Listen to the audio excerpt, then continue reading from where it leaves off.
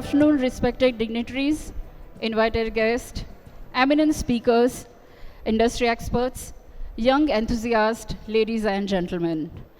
Very warm welcome to the very intriguing, very interesting panel discussion on way forward for the non-woven industry in India. It is our honor that we are having a privilege to have this futuristic and growth-oriented discussion in presence of our Honorable Minister of Textile, Government of India, Shri Giriraj Singh. Let's have a round of applause. Thank you, sir. Thank you so much. All right. So would like to invite our dignitaries on the dais. Honorable Minister of Textile, Government of India, Shri Giriraj Singh, Mr. Bhadresh Dodia, Chairman, Matexil,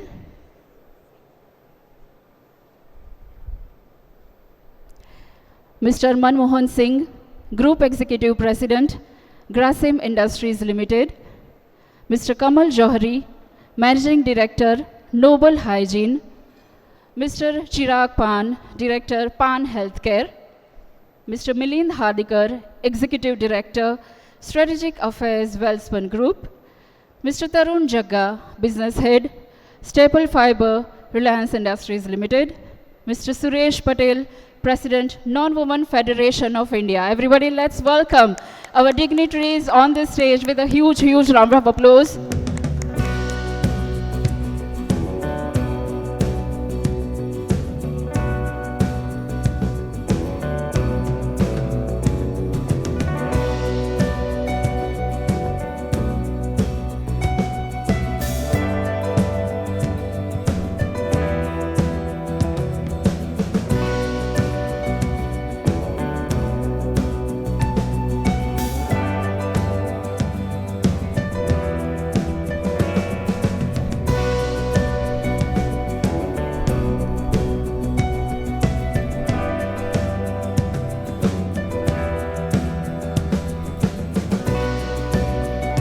Let's begin this goal-oriented and aspirational interaction by paying our respect to national anthem. I request everybody, please rise at your place.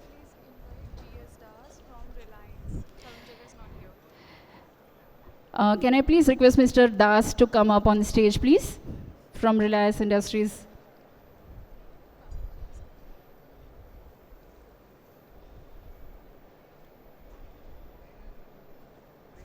अधिनायक जय हे भारत भाग्य विधाता पंजाब सिंध गुजरात मराठा द्राविड उत्कल बंगा विंध्य हिमाचल यमुना गंगा उच्चल जलधि तरंगा तव शुभ नामे जागे तव शुभ आशीष मांगे गाहे तव जय गाथा जन गण मंगलदायक जय हे भारत भाग्य विधाता जय हे जय हे जय हे जय जय जय जय हे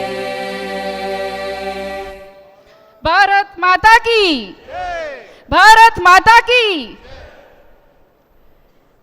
Thank you everybody, thank you so much. Before that, we will give an auspicious beginning to this event and we will proceed for lamp lighting. I request all the dignitaries to come forward, please. Also, I request Mr. Olaf Esele, Strategic Director, Product Development at Trace, FameCare USA. Mr. Ravi Arora, CEO, Textile Business Digest. Mr. Kumar Abhishek, Director, Textile Business Digest. Mr. Sanyal Desai, CEO, Radical Communications. Mr. Neeraj Shah, CFO, Radical Communications. Mr. Manoj Desai, CMO, Radical Exicon.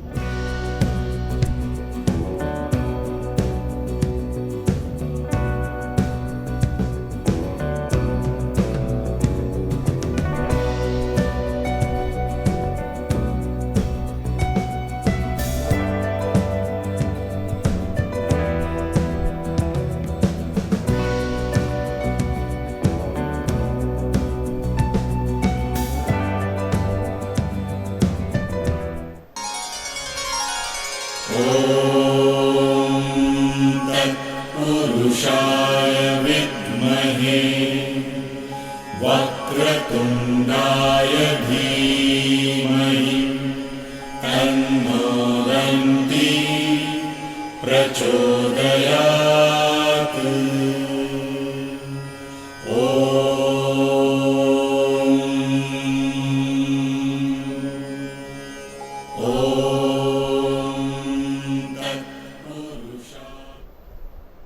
So now I request Mr. Ravi Arora, CEO, Textile Business Digest, to felicitate our Honorable Minister of Textile, Government of India, Shri Giriraj Singh.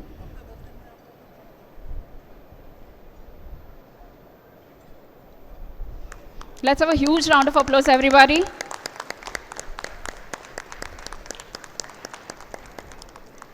Thank you.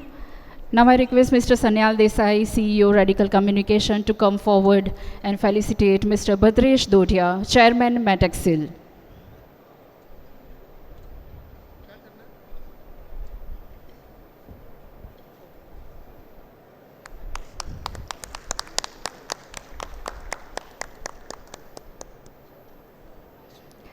I now request Mr. Neeraj Shah, CFO, Radical Communication, to come forward and felicitate Mr. Manmohan Singh, Group Executive President, Grasim Industries Limited.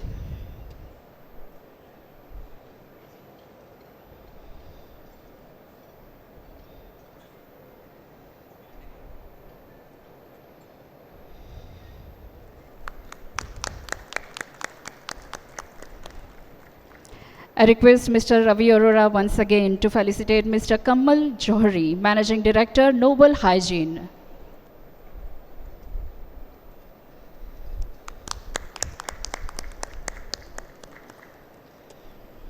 I request Mr. Kumar Abhishek, Director, Textile Business Digest, to come forward and welcome Mr. Chirag Pan, Director, Pan Healthcare.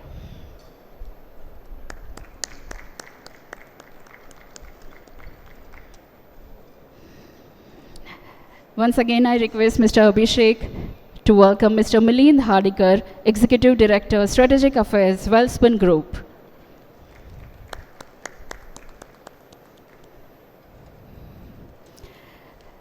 I request Mr. Neeraj Shah to come forward and welcome Mr. G.S. Das from Reliance Industries Limited.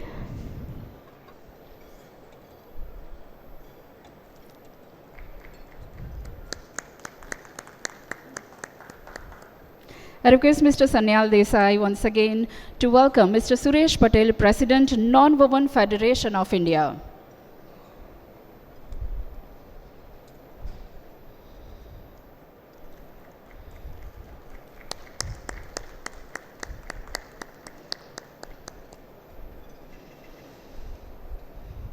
Thank you. Thank you so much, ladies and gentlemen. Let's have a huge, huge round of applause for all the dignitaries.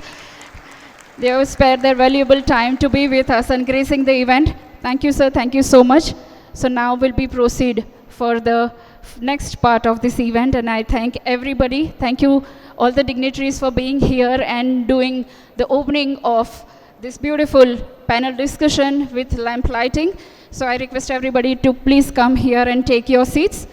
We will begin with the speech. So please take your seats here.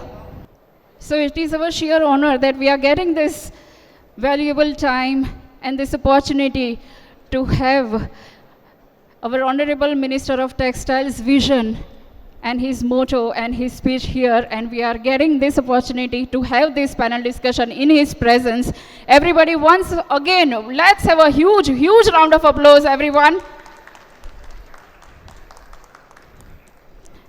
So, to discuss on insights into biodegradable personal hygiene products, would like to invite Mr. Olaf Isele, Strategic Director, Product Development at Trace Famecare USA, to come forward and give his presentation. Everybody, let's have a huge round of applause.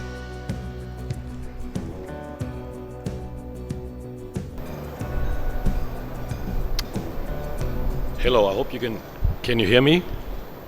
Yeah, thank you. Thank you. Thank you. Okay, good. So, well, thank you to Radical and TBD for inviting me to this show. I'm very honored to be here. And thank you, Minister Singh, for taking this time out of your busy schedule to be at this industry show, which is important. This industry show, which is important to us. So I'm here in the spirit of collaboration. So I grew up in Germany and I've worked in America and I've worked for 30 years in the nonwoven and hygiene industry. So I've had quite a few experiences, and it is in the spirit of this collaboration that I want to share with you a few slides with you. They are intended as a food for thought for the ongoing discussion, panel discussion that will happen afterwards. So I'm talking about the intersection of the development and expansion of absorbent hygiene products, specifically here also in India, as well as our drive towards more sustainable product development and product use. So my intention is to share with you what is the absorbent hygiene market, what are the trends, what are the general things happening in the world in that market, and then specifically also in India. I'll share some strategies for sustainable design of these hygiene products, which can be made generally for other products as well. And then I'll go into the question of how can we combine this tremendous market growth that is exploding in India with a move towards sustainable industries. So let's first talk about what is absorbent hygiene products, right? So in absorbent hygiene, we have baby diapers, we have sanitary napkins and tampons and other feminine care products. And then we have also adult incontinence for the elderly population and sometimes for light incontinence for younger people as well. And in all of these products, there's also the use of wipes materials. Basically the simplest of all absorbent hygiene products with just one non-woven layer. Now, specifically to India, what we have is astonishing numbers, as I'm sure you know or have an idea, but I'll bring this here up, is that every year in India there are 25 million babies born. Compare that to the United States of America, there are only less than 4 million, or in Germany, where I was born, it's less than 1 million babies. So the numbers are tremendous. In fact, 25 million babies, that's the whole population of Australia or Sri Lanka by comparison. So that's significant, that's huge, as you all know. So that's important for the market growth data to keep in mind.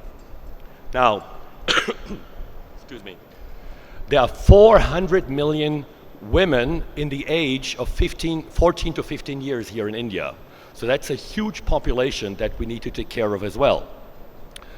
And then there are currently about 100 million people aged 65 years and older that are mostly for this industry interested in the adult incontinence market. So again, those are significant numbers. Now let's look at some other relevant economics for us here. So the GDP growth in India currently is about 6 to 7% per year. Now some industry or finance people are saying that's not very much. I think that's a very healthy and sustainable growth, in fact.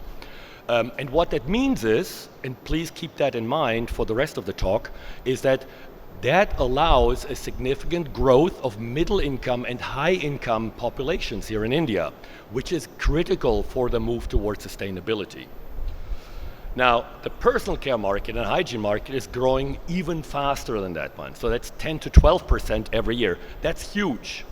And I know that many of you and many of the VIPs that have been here on stages, they have to think about every day about expanding capacity to drive and fulfill that demand. So that's significant. So the other component here is specifically absorbent hygiene products. What materials are they using? So 2/3 of the non-woven products, or in wipes it's 100%, they are made out of non-woven materials. Now in India currently there is an oversupply of non-woven availability, which is to a large extent also driven by the COVID-19 crisis, because there were a lot of investments for the medical area as well at that point. Now, what that means is that the primary supply for absorbent hygiene products is provided by an oversupplied market which drives low cost and petro-based non-woven materials, petrochemical based, like polypropylene and polyester. So those are not what we would call sustainable materials, but it is a reality that they have to begin with. Now, most innovation and product growth and development is based on these topics that you see here that are known in popular culture, right? You see them from rock bands and pop bands all over the world. You make your product bigger, you make it better, you develop it faster, and you make more and more of it. So that's the theme that we see generally throughout the world, or have been seeing throughout the world until now and continuing. But what that means is that those developments typically are what we call a linear product life cycle. So it's not really a cycle at all, but it's a cradle from the production of the materials to the grave, which usually means the landfill or wastewater or other emissions that are going into the atmosphere. Now, one thing that we can do, so clearly this is unsustainable, right? Because it uses resources and you dump them. You use more resources and you dump them. So there's no cycle at all. There's no sustainability. Now, if we include recycling, and recycling is the easiest today for polyester materials, now we are starting to become a little bit more sustainable or less unsustainable. So that's the beginning, but we need to look further. But before I go into other details, I want to share with you what a general model is for the market segmentation in absorbent hygiene products, as well as probably other products as well. So we typically, as we have the conversion from non-absorbent hygiene products, like we have in many rural communities in India today still, so they're switching over slowly from reusable products, from rags, from cloth materials, over to absorbent diapers, disposable diapers. So those diapers fulfill the essential functions that a diaper needs to fulfill, namely the absorbency and avoiding leakage and so forth, so that mother doesn't have as much of a hard time to take care of these children, has more time to take care of the household, hopefully her career, her education, and all those things. So those are the essential functions, but very quickly, as the population grows and as careers proceed, as the population is improving, as the GDP goes up, as we've seen there is a development of improved products with a higher performance, and they offer comfort. And we call those the mainstream products. And then finally, there are those products that we call premium or even super premium. And they offer functions that aren't really functional benefits to the product. They are more lifestyle benefits. So they are those where you say, I really want something that I can be proud of. I want something that is good for the earth. I want something where I know that there are no toxic chemicals in there. And I'm using this word toxic chemicals very carefully, but this is the wording that you hear from people throughout the world about many of the products that, including me, have developed and marketed in the past, right? So to them, plastics is a bad word. And so these lifestyle products are what take this product category out of this petrochemical past and into a sustainable future. Of course, you can see also on the slide that the cost structure is, as you would expect it, going from very low cost for the essentials all the way up to very high cost for the premium products. Now, I'll give you an example of how this is actually kind of an innovation cycle. So when I started to work in this industry in the early 1990s, all the baby diapers in the world, disposable diapers, they only had a plastic film backsheet. When you look at the diapers today, and I have one with me in my pocket, so when you look at the diapers today, on the outside of the diaper, there is almost always a nonwoven. Now, what the nonwoven provides is not a fundamental function for this product. It provides comfort, it provides softness, and it provides maybe a more quiet product. But ultimately, it's about comfort, not about absorbency anymore. So this is now true for all diapers, including the essential diapers that are in the market. So now you can see, as an example, how innovation comes from the top premium category to mainstream all the way down to essential products. And the same, in my thinking, is true also for sustainability. So, as I just mentioned that. So the typical development cycles are like you develop a product that is an improved product, is better, or you want the product to be cheaper, or you want the product to be developed faster, you want to go to market more quickly. And the saying in the industry is, you cannot have all three at the same time. You have to choose two of them. So you can make a better product, and maybe if you take long enough time, you can make it relatively cheaply, or you can develop something really fast, but then usually it may be better, but it's not going to be cheaper. Now, I believe that there are these rare situations where you can achieve all three. And for example, super absorbent polymers are one such example. So for example, if you buy super absorbent polymer on a mass basis per kilogram, it seems very expensive. But what you want and what you really buy is absorbency. So super absorbent polymer on an absorbency basis, like to absorb 100 milliliters, for example, is actually cheaper than fluff pulp. So that's an example of where we actually have innovation that covers all three areas. Now, I just mentioned that, like, what these terms mean, but let me add that as a company in this industry, you can also choose to use your financials to invest more into advertising or to go into like educational programs and things like that. So that also does help to provide growth of sales. Another area that is now becoming more and more important is to include in these developments not only better performance, but sustainability. So we'll add those into the chart under the better category. Now, what we've seen is that in India, with the current growth rates, the market for absorbent hygiene products doubles about every 4 years. So growing 10 to 12% means you're doubling about every 5 years. That's huge, right? So does that mean that because most of the conversion from cloth diapers, reusable products, to absorbent hygiene disposable products is with low-cost petrochemical products, does it mean that India is doomed to be stuck in the petrochemical future? I don't think so, right? It would mean that every 5 years, the plastics problem that we have and the generation of microplastics is doubling also with that one. So that would be a sad, unfortunate future. And I know you all care about the future of your children and grandchildren and in what environment they are growing up. Now, can India shift towards sustainably made absorbent hygiene products? And again, the solution to this is the market segmentation model that I've shown you before. So what we define as sustainable innovation is it is harmless to the environment.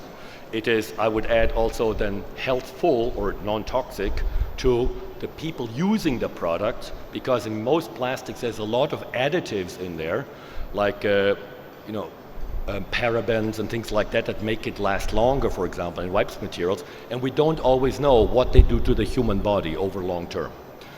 Now, ideally what we want to do is we want to have restorative technologies. So we talked briefly this morning, or as we came, about hemp and jute and other such materials, natural materials, that are grown in agriculture. And in fact, what they can do is, if they're grown the right ways, they can make the soil a better quality over the long term, instead of just needing fertilizers and pesticides to allow these materials to grow. So they restore the nature around us if we work with them in the right way.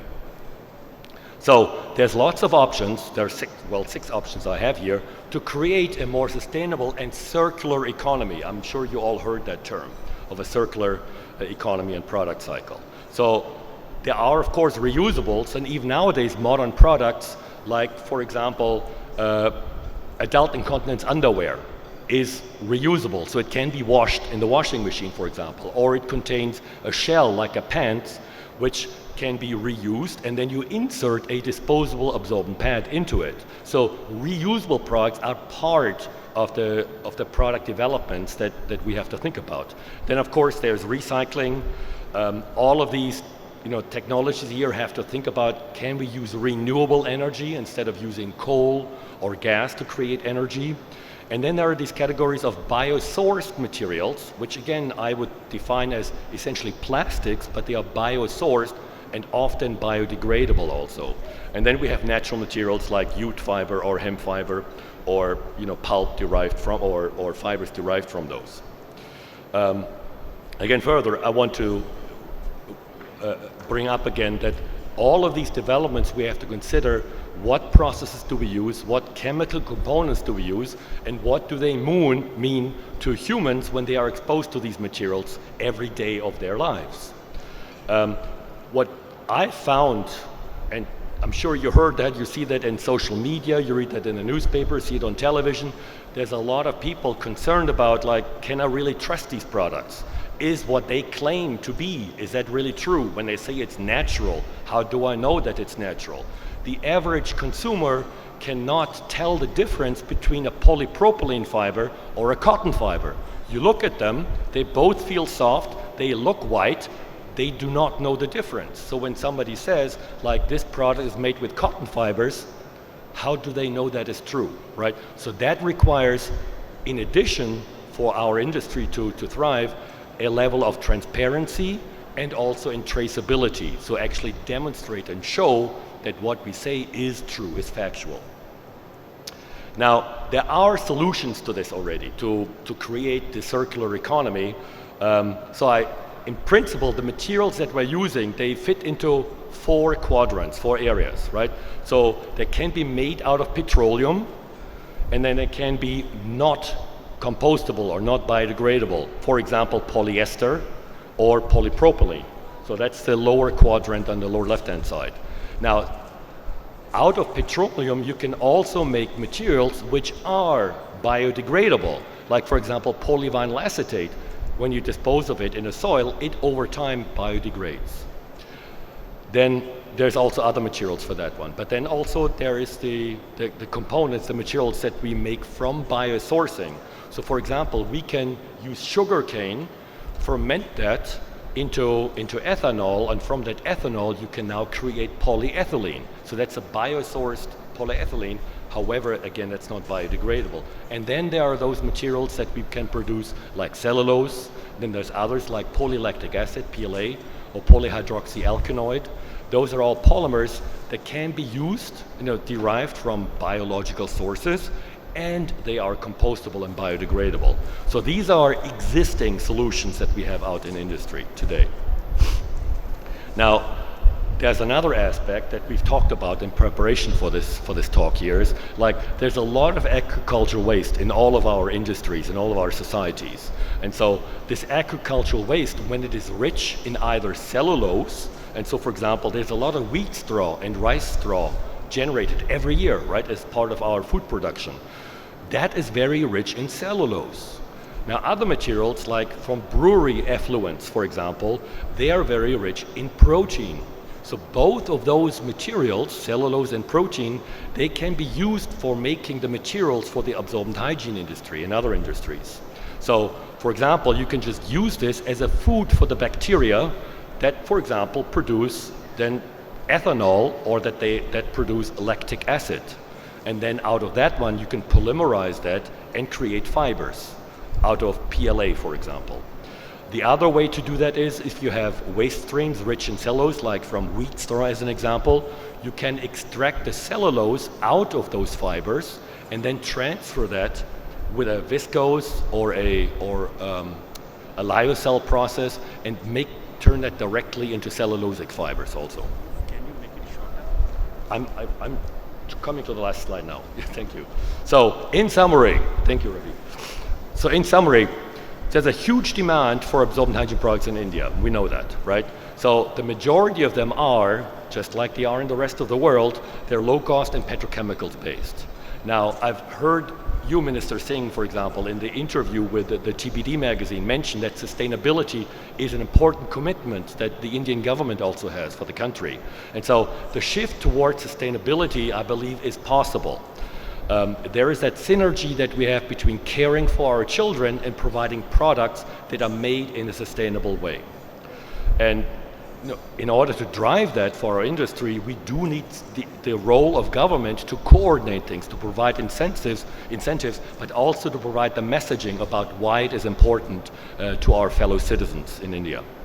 And ultimately then, I think, based on the technologies for sustainable materials, and based on the growing demand that comes with a population that grows in income and grows in education, there will be the growing demand for such sustainable materials. So I do think that there is a compatibility between the growth of this segment in general and turning that over into a sustainable future. Thank you.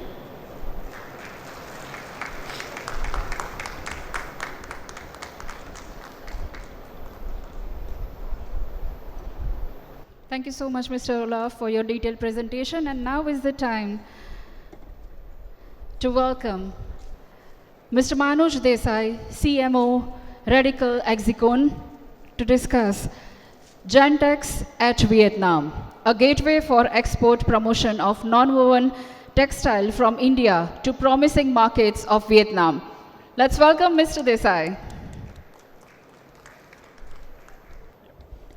Good afternoon, all.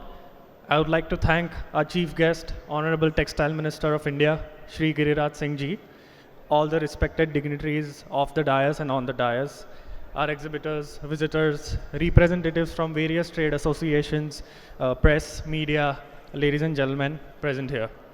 My name is Manoj Desai, and I'm the Chief Marketing Officer for Radical Hexicon and Gentex 2025. I thank you all for taking your time out for today's industry meet. So, Gentex 2025 is a global exhibition on non-woven and hygiene technology and products. It is going to take place in SECC, Ho Chi Minh City, from 12th to 14th March 2025. So when you launch any exhibition, it is very important to understand what the expo will focus on. In Gentex 2025, the focus is to showcase entire industrial chain from raw materials to machinery to finished products, which cover various applications like hygiene, medical, filtration, packaging, agriculture, automobile, and geotextile.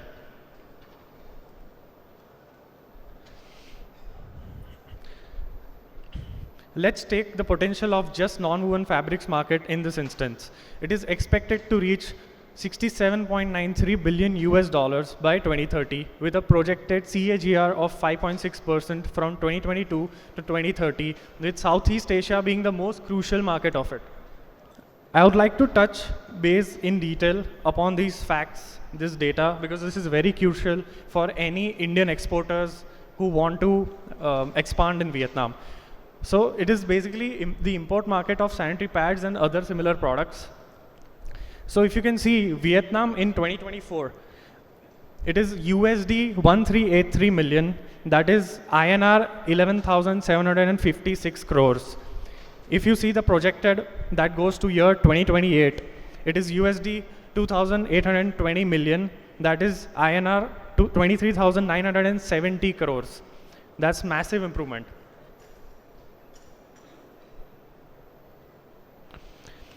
This slide focuses on the import market of non-woven products as a whole. In Vietnam, you can see in 2024, it is USD 609 million, that is INR 5,177 crores. It is forecasted to be 663 million US dollars, that is 5,636 INR. And if you see Asian countries as a whole, Asian countries has Vietnam, Indonesia, Thailand, Malaysia, Philippines, Myanmar, Singapore, Cambodia, Laos, and Brunei. That is the Asian group. So that itself, the entire Southeast Asia market for non-woven right now is sitting at 609 million US dollars, which is 5,000 crores. It is forecasted to be 1,598 million dollars, that is 13,583 Indian rupees.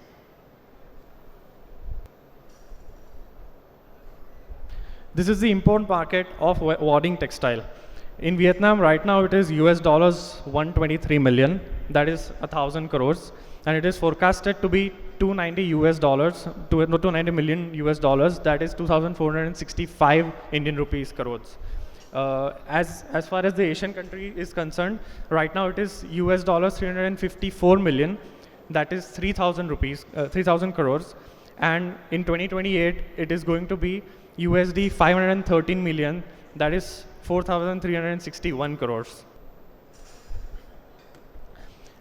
So this slide has the Asian market of non-woven fabrics. We already discussed what countries are covered in the Asian market. Right now, the Asian market, the market size is $1 to 42 million. That is almost 11,000 crores. And in 2028, it is forecasted to be $1,500 million. That is around 14,000 crores.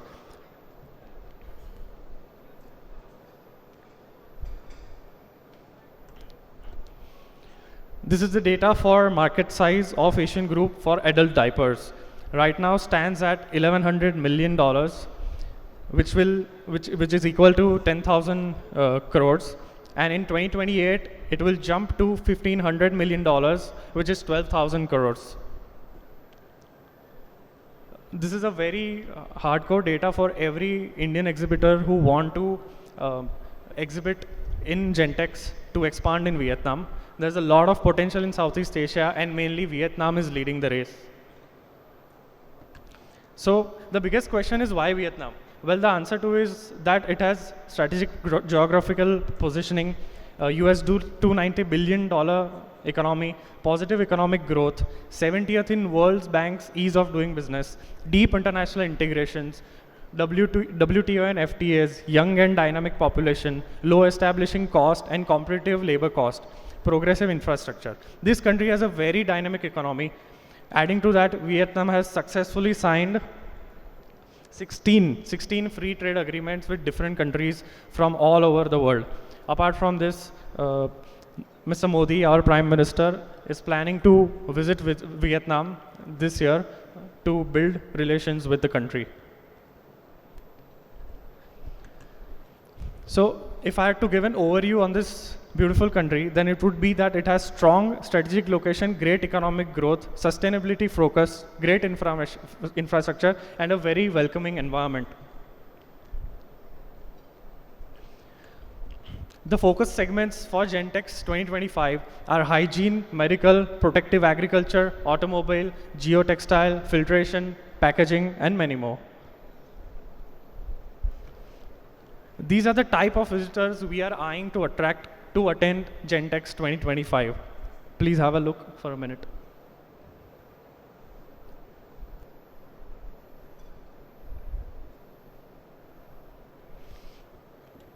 Every expo has its own set of objectives which they want to achieve. Gentex 2025 aims to provide networking opportunities. There will be a lot of international exhibitors, visitors, hence creating a lot of opportunities to network. Knowledge sharing. We believe that everyone can learn something new from their fellow industry members, and this would be the best place to exchange the knowledge with each other. Business opportunities. We want all the participants to have a positive impact to their business during this expo. So what to expect out of Gentex 2025? You are to expect 200 plus exhibitors and 5,000 plus visitors from 10 plus countries. We are proud to say that we, Radical Exicon, along with our partner V's, are the first ones ever to do an exhibition focusing just on non-woven and hygiene industry in Vietnam. We already are supported by Non-Woven Federation of India, Association of Non-Woven Fabrics Industry, and Thai Non-Woven and Fabrics Industry Association. A shout out to Spumweb for being the main sponsor for Gentex 2025. This is just a brief look at our social media presence. We actively promote ourselves on LinkedIn, Facebook, Instagram. Apart from this, we regularly send mailers and do WhatsApp promotion too. As the exhibition comes closer, we will also be sending personal invites to association members of non-woven industry through mails and courier. Now I would like to call upon the stage the man who is a pillar of non-woven exhibition industry in India and the man behind non-woven exhibition in Vietnam, Mr. Sanyal Desai.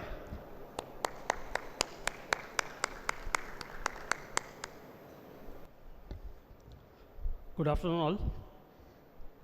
सबसे पहले मंत्री जी आपका बहुत बहुत शुक्रिया कि आपने इतने बिजी शेड्यूल में भी टाइम निकाला. It's self is a very proud moment for us कि 3-3.5 घंटा कोई भी एग्जीबिशन के प्लेटफॉर्म पे इतने बिजी शेड्यूल में निकालना, it's self is a great thing. So let's clap for the minister sir.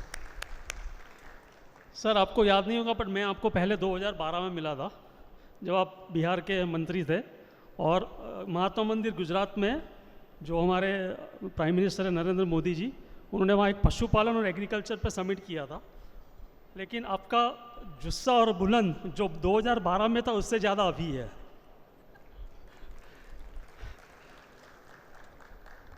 Sir basically जेंटेक्स जो हम लोग एग्जीबिशन कर रहे हैं, it is to promote exports of India to Southeast Asia country. As Manuj has explained, there are a lot of good opportunity. So there are a lot of export promotion council are sitting here along with the ministry.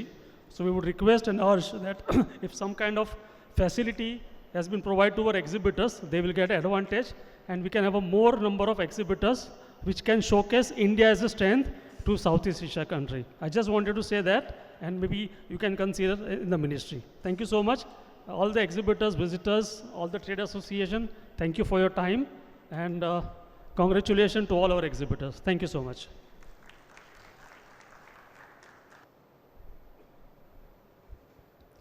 Thank you so much, Mr. Desai, and thank you so much, Manuj, for this insightful presentation and opening a way to explore and encash international opportunity in Southeast Asian market. So moving forward, would like to invite Mr. Ravi Arora, CEO Textile Business Digest, to come forward and give his presentation on analytical view on current status of non-woven textile. Let's have a round of applause.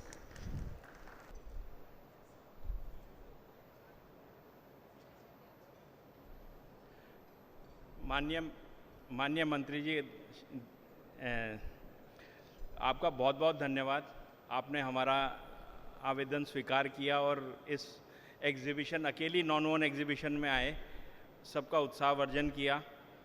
And thank you very much for Bhadresh Dodiya ji to accept our invitation to be moderator and all industry veteran to be a part of this exciting panel discussion on way forward for non-woven industry in India. We are just giving a small presentation. We'll try to be as quick as possible because the major point of attraction is a panel discussion. Let me first introduce what is UKS and TBD. Basically, it's promoted by all IIT alumni in textiles and IM alumni. Basically, the core team has more than 150 years of industry experience working in majorly in textile industry. We are basically analytical people and analyze both data and situations and analyze those for a betterment of industry. We are creating world largest knowledge repository by creating sector and process specific portals where all the information would be available. We are also offering comprehensive trade solution to textile industry by various means. I'll give you our offerings. Basically, we have 4 monthly publication on sector specific. First is sports textile, and second is home textile. Third is we are releasing and unveiling our latest edition in this is non-woven textile just after a few minutes. And one is project time, which is monthly tabloid format, and it is basically finding investment opportunity for textile in India. Idea is to pick up a focus product and do a threadbare analysis of that product, including export trade, where the opportunity lies, raw material analysis, technical analysis, and other part of the whole value chain of that product. Second, we are conducting different investment opportunity conclaves, investor conclave, capacity building conclaves, and allies with top textile exhibitions like we try to have an alliance with Radical Communication to incorporate ideation center, which I think you might have seen it. This is India's, or maybe I think world's first idea where products are displayed with a complete project cost, market analysis, and there are experts to guide all the entrepreneurs who want to enter in that industry. We are also, as we already told, we have a knowledge marketplace, which is basically known as TBD Advisor. That is world's alone marketplace for knowledge sharing where all the consultants or knowledge experts can come, subscribe, and meet industry people. Industry people can come and put up their assignment or the job which they want to execute from the various consultant and meet directly. Fourth is textile TBD jobs. That is world's first dedicated textile and apparel job portal, where we already have more than 300,000 textile professionals are on board. Fourth, market intelligence.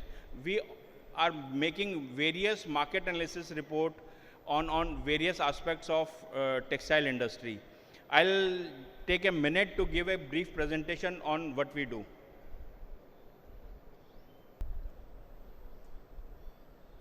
Thank you very much.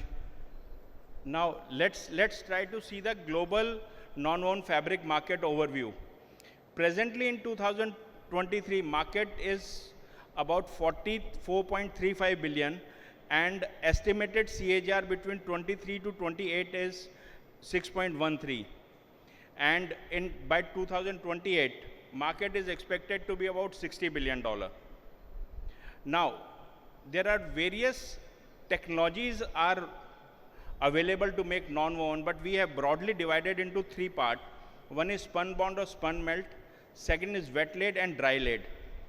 Worldwide, if you see, 44% is spun bond, 34% is wet laid, and about 22% is dry laid.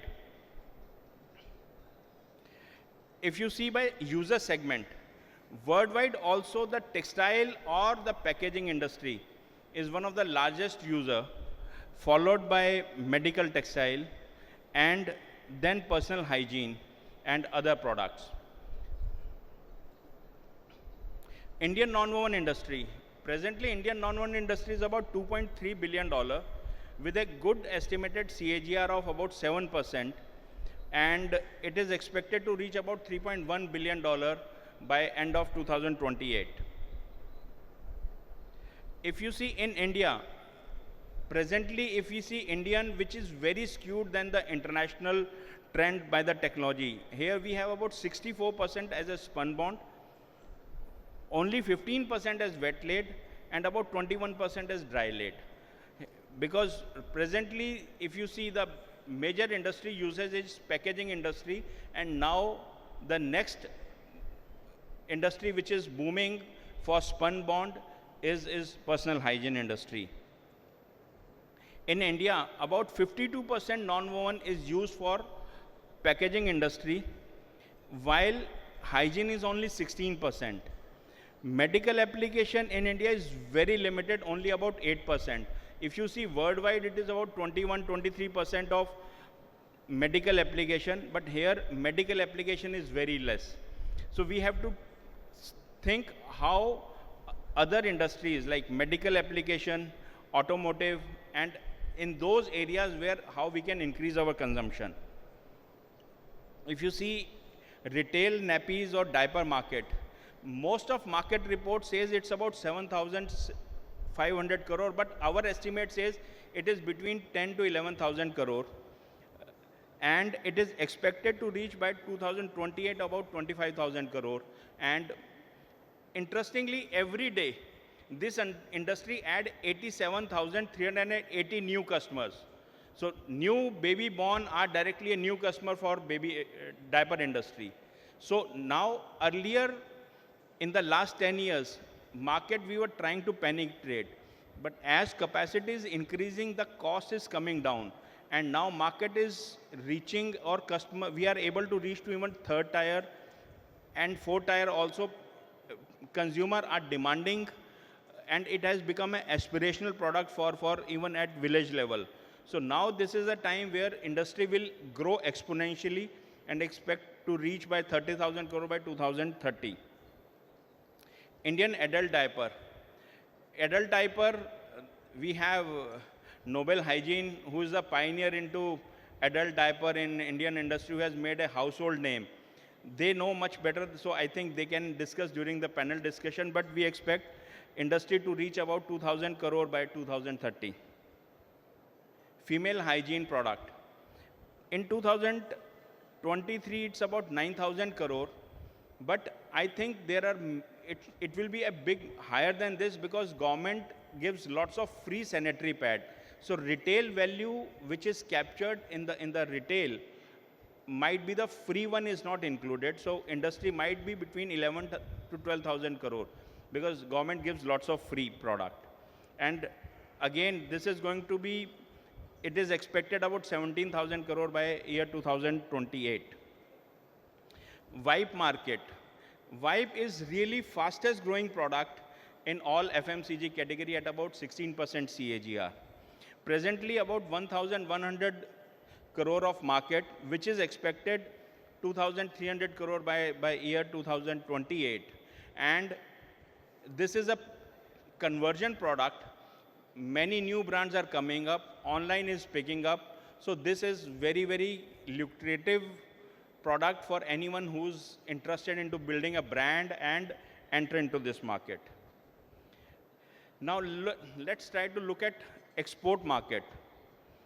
Presently, if we see HS code of 5601, which is wedding exports, present global market is $3.14 billion, and we export only 93.4 million, which is about 3% of market share.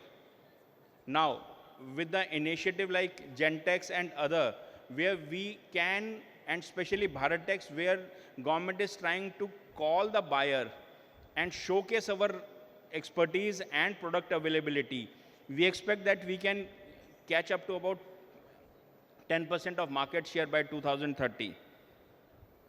Again, 5603 HS code, this means a category of all non-woven exports. In a $17.35 billion global import trade, we export only $174 million, which is 1%. As Mr. Olive said, and everybody knows that today we have an excess capacity of spun melt product. And I think as Metexcel is very, very aggressive to increase exports, I think our exports should increase in this category, and we should expect our market share to reach at least about 8% and reach $1.6 billion by 2030. And everybody should try to reach that by make that effort on this. There's an interesting product which is not categorized in textile, but it is a part of technical textile, is adhesive dressing wedding gauze bandages. It is a 10 billion market, global import, and we export only $69.5 million with a meager share of less than 1%, which is 0.68. We have history of going up to $80 million. We know the product. We have capacity available of non-woven. Just we need to convert into final product and reach to the importer countries where we are already reaching to increase our market share. I think this is a product which all the manufacturer can also think to value add their product of non-woven and enter into this area. Sanitary pad, baby diaper, and other products, 18 billion is total global import. We export $43.6 million. Only 0.24% market share. But interestingly, we published a complete project time in month of February. Our product is acceptable in 134 countries, including Australia, Poland, and some European countries. But now it is time to consolidate and grow. We have increased $43 million from a base of $15 million in 2018. So from 18 to 23, we have increased our market share, but now we can exponentially, like now big capacity is created by PAN Group, which can really help in consolidating capacity and increase exports. So we all need a good capacities also, which I think is going to be discussed during panel discussion, why capacity is required for exports. Basically, we would like to give sources of the data is International Trade Center, some Global Non-Woven Market Report, Euromonitor, Modor Intelligence, and Insight Partners. And then we have done a complete analysis and to make this report. Thank you very much, sir.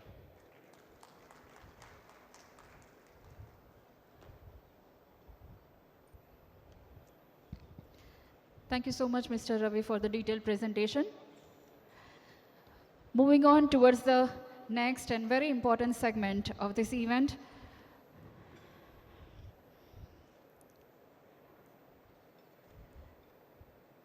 As we all are aware that we are having very intriguing and interesting panel discussion on way forward for the non-woven industry in India. So we are having our esteemed panel members here with us.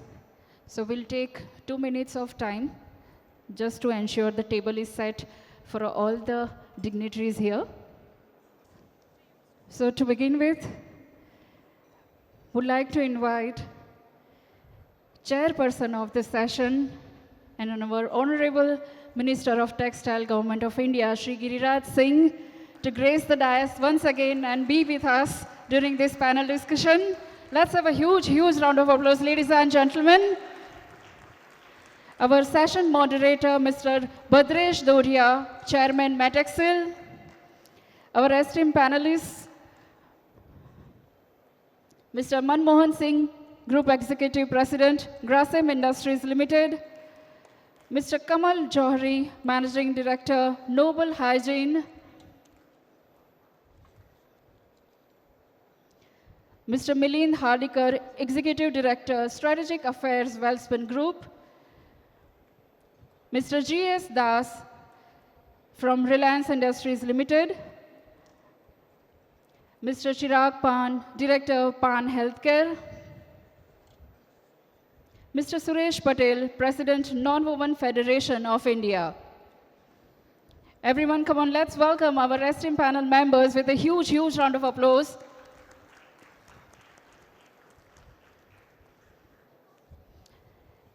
So before we begin with the discussion, I just want to draw your attention that you must have observed that there is no publication specific to the industry of non-woven. And so Textile Business Digest has come up with India's first non-woven specific monthly magazine and a dedicated website. So now is the time. I request all the dignitaries to unveil the magazine and make it available for all the industry people. The magazine is lying on your table. I request all the dignitaries to unveil the magazine. Let's embark this moment with a huge round of applause. So this is the first ever industry-specific magazine by Textile Business Digest. So here you can find everything and anything about non-woven industry. It's a super initiative. Thank you so much, and many congratulations to Textile Business Digest. Thank you all the dignitaries for doing the honors. And now I hand over the stage to our session moderator, Mr. Bhadresh Dodia.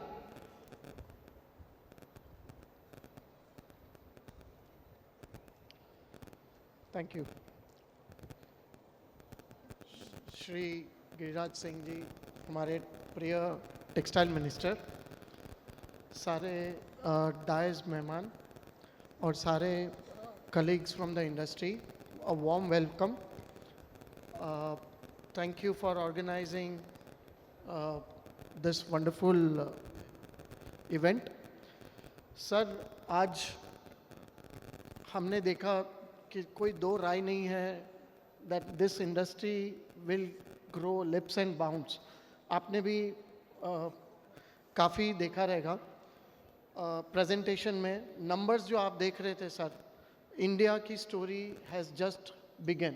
हम देख रहे हैं कि we have just started and यहाँ से काफ़ी हम आगे बढ़ के और जो हमारे टारगेट्स है एक्सपोर्ट और डोमेस्टिक के इंडस्ट्री के, ये एक इंडस्ट्री है sir which will drive this mission forward.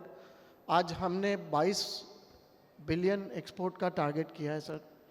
Today हम लोग बहुत छोटे ना बराबर एक्सपोर्ट कर रहे हैं सर। इवेंट्स लाइक दिस से एक अवेयरनेस पैदा होती है सर, एक अटेंशन आता है कि ये इंडस्ट्री में आज इन्वेस्टमेंट करना चाहिए सर। आज का जो मेन उद्देश्य हम देना चाहेंगे to the audience is basically कि आप ट्रेडिशनल टेक्सटाइल से आगे बढ़िए। ये जो प्रोडक्ट्स है वो अपने टेक्सटाइल्स ही है, बट इसमें टेक्नोलॉजी ऐड करके टेक्निकल टेक्सटाइल बन सकता है सर। बेसिकली ये सेगमेंट में आपने सुना होगा और देखा रहेगा आज एग्जीबिशन में 3 पहलू रहते हैं। एक रॉ मटेरियल सप्लायर रहता है, एक कन्वर्टर रहता है जो रॉ मटेरियल से इंटरमीडिएट फैब्रिक बनाता है, और एक कंज्यूमर प्रोडक्ट बनाते हैं सर। लंच के टाइम आपका जो क्वेश्चन था वो हमें काफ़ी टच किया। मंत्री जी ने हमें पूछा कि हम हमारी इंडिया की ब्रांड क्यों नहीं एक्सपोर्ट करते हैं। So this is the way we should think about it sir. हमारे डायस पे आज बहुत अच्छे एग्जाम्पल्स बैठे हैं, आप सुनेंगे उनसे।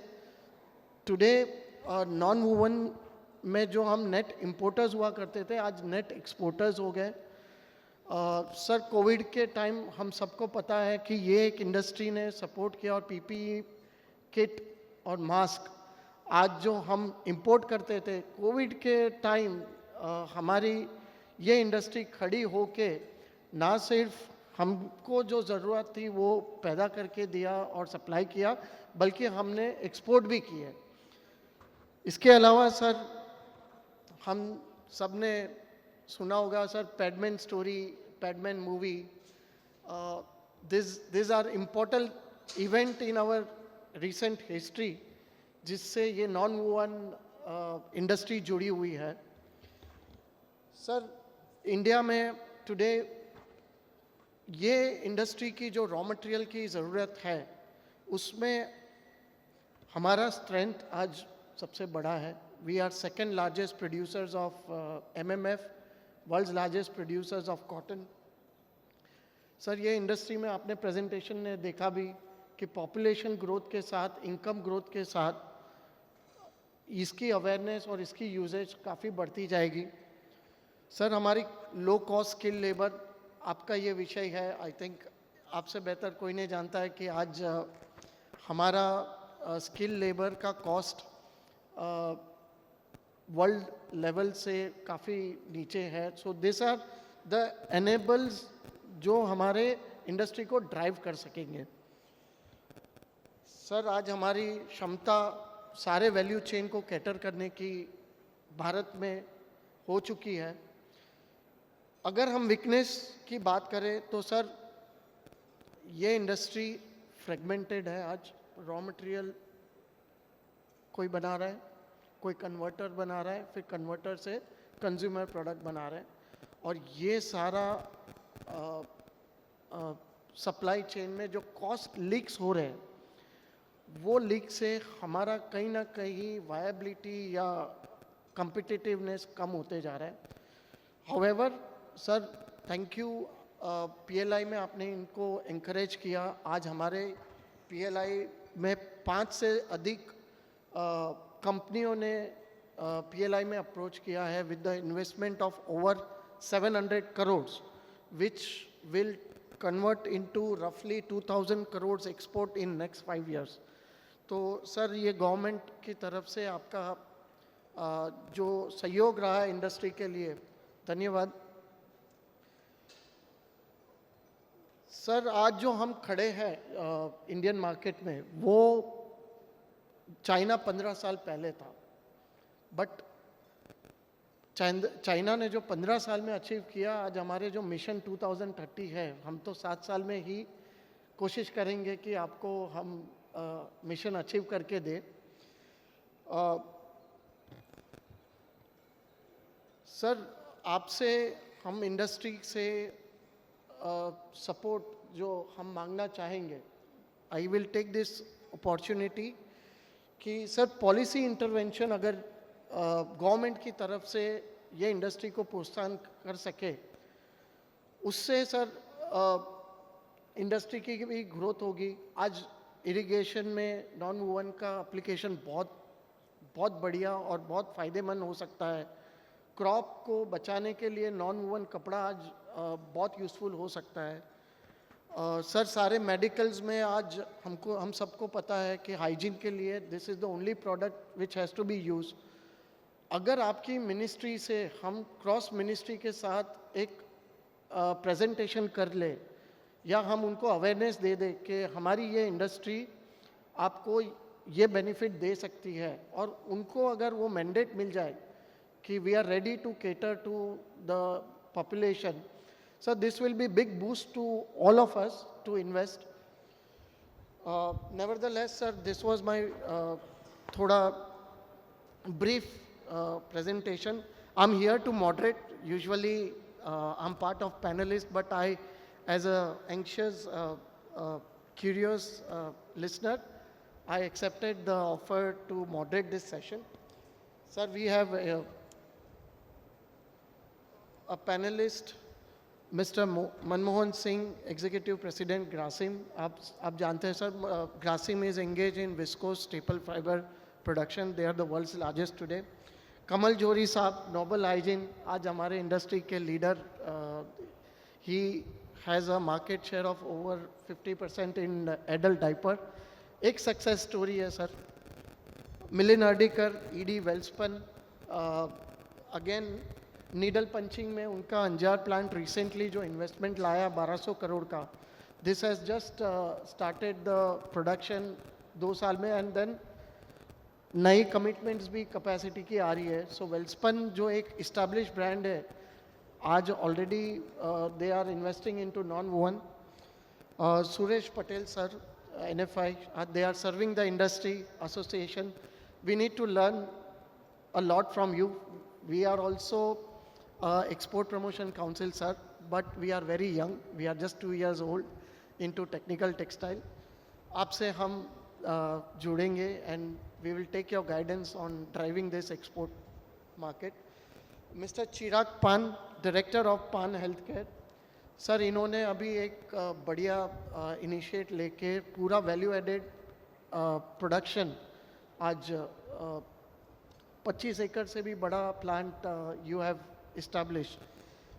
The production is almost ready और it is already there. Congratulations for that.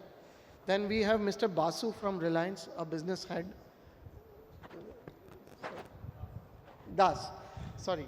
So sir Reliance आज आप जानते ही होंगे MMF के सबसे बड़े प्लेयर्स हैं.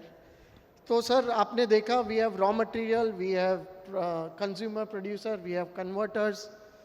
सो मैं शुरुआत करना चाहूँगा क्वेश्चन से. I have draft basic question which will apply to all of you. इधर I announce the name and और we go in the sequence. 2 question मैं आप सबसे करना चाहूँगा. एक, आप आपका ब्रीफ परिचय देते हुए, what are the steps taken by your organisation to catalyst the growth of Indian non woven and what are your future plans. आप जो कंपनीज को रिप्रेजेंट कर रहे हैं उसमें क्या स्टेप्स लिए हैं जो नॉन वूवन इंडस्ट्री को असिस्ट करेंगे आगे, और आने वाले समय में आपका फ्यूचर प्लान क्या रहेगा. And second question, how do we inculcate the sustainability into our non woven. आपसे हम वो जानना चाहेंगे. अगर आप कोई ऑलरेडी सस्टेनेबिलिटी में रोल अदा कर रहे हैं तो प्लीज़ डू शेयर, या आपके कोई प्लान्स हो तो प्लीज़ डू शेयर. सो शुरुआत करेंगे मिलिन जी से. मिलिन जी please.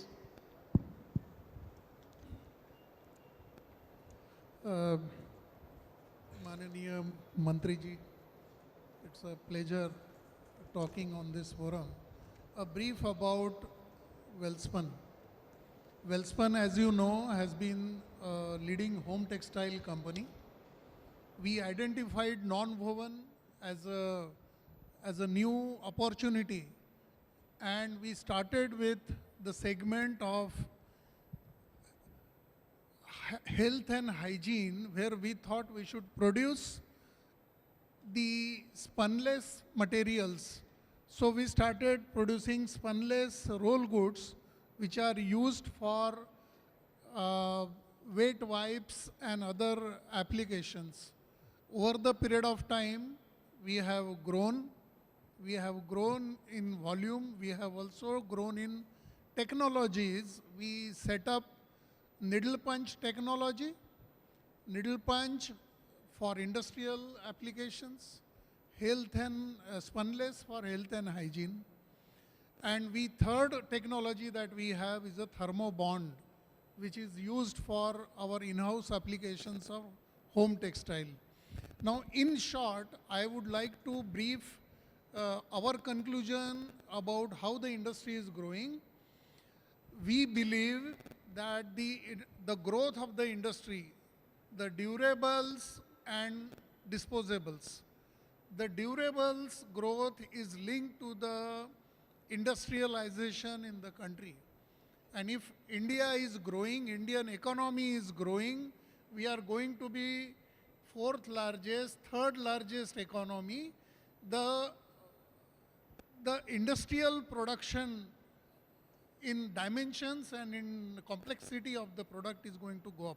So we believe there is going to be opportunity with this. And as the per capita income grows and the lifestyle of the people improves, I think there is a great opportunity for the disposables. Have I answered, or I can continue with the sustainability part? No, thank you, Milinji. You have answered well. Wet wipes, thermobonding, health and hygiene product segment में आपका जो presence आने वाले समय में रहेगा. No, you have answered all. Now, sustainability was the point which we will. Okay, let me talk about sustainability. The sustainability is soon going to change into ESG. So let's not restrict our discussion or our thoughts only to the sustainability. The European Union has already given a mandate which will be implemented in 2 years' time, which will hurt all exports from India unless we have a certification for sustainability of ESG. We will not be able to export. And the ESG stands for sustainability of environment, the governance and the social. So all three aspects Thank you. will be covered. Quickly, where we stand on these issues is we are the only company, let me repeat, we are the only company in the world which the first ranking of Dow Jones Sustainability Index, the only textile manufacturing company in the world, first number is Welspun. There are 5 companies ahead of us, but they are not manufacturers, they are the brands and retails. We have made commitment that we will be net zero by 2028. That's a commitment we have done.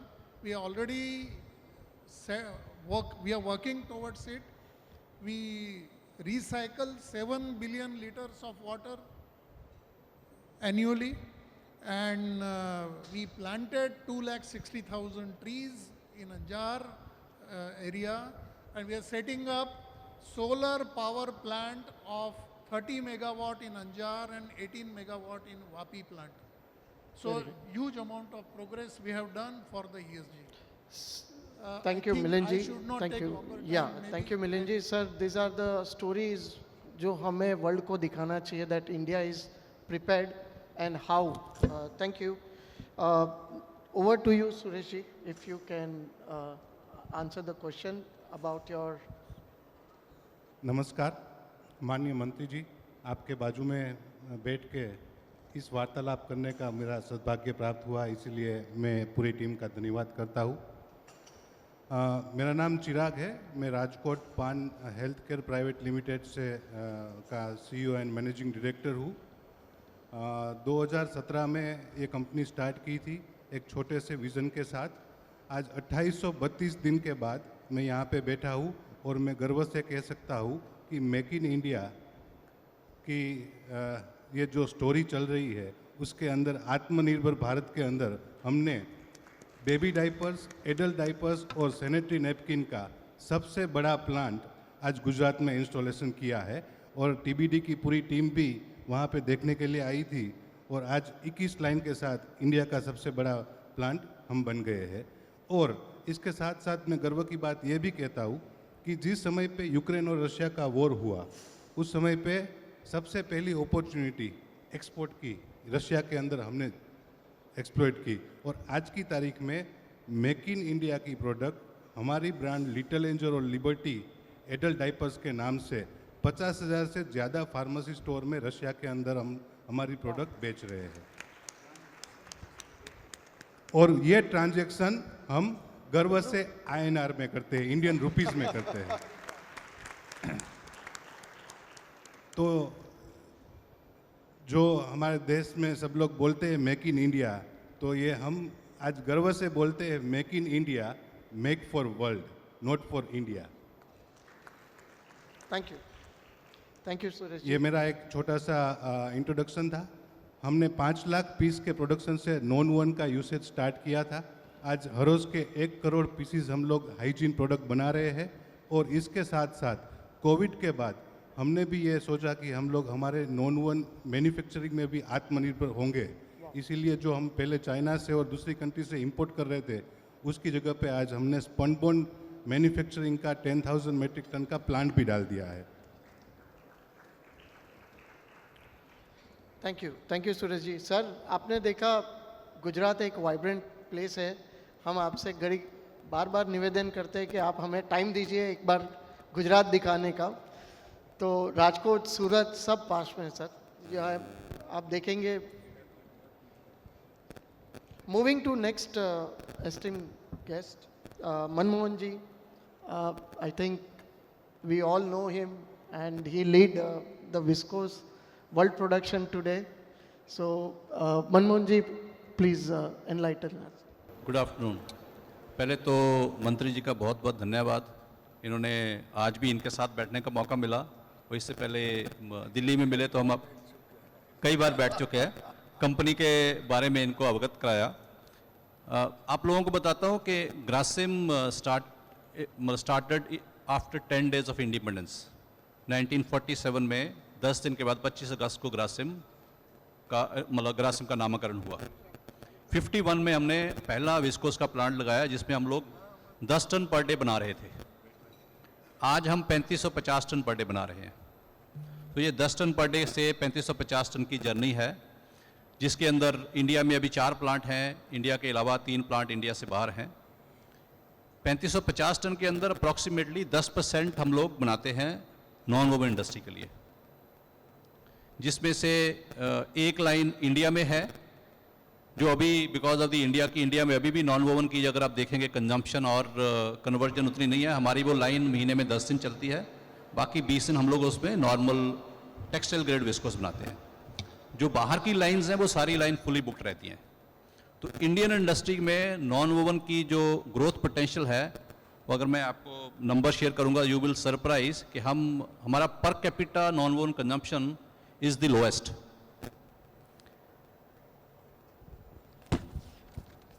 मैं आपको number देता हूं।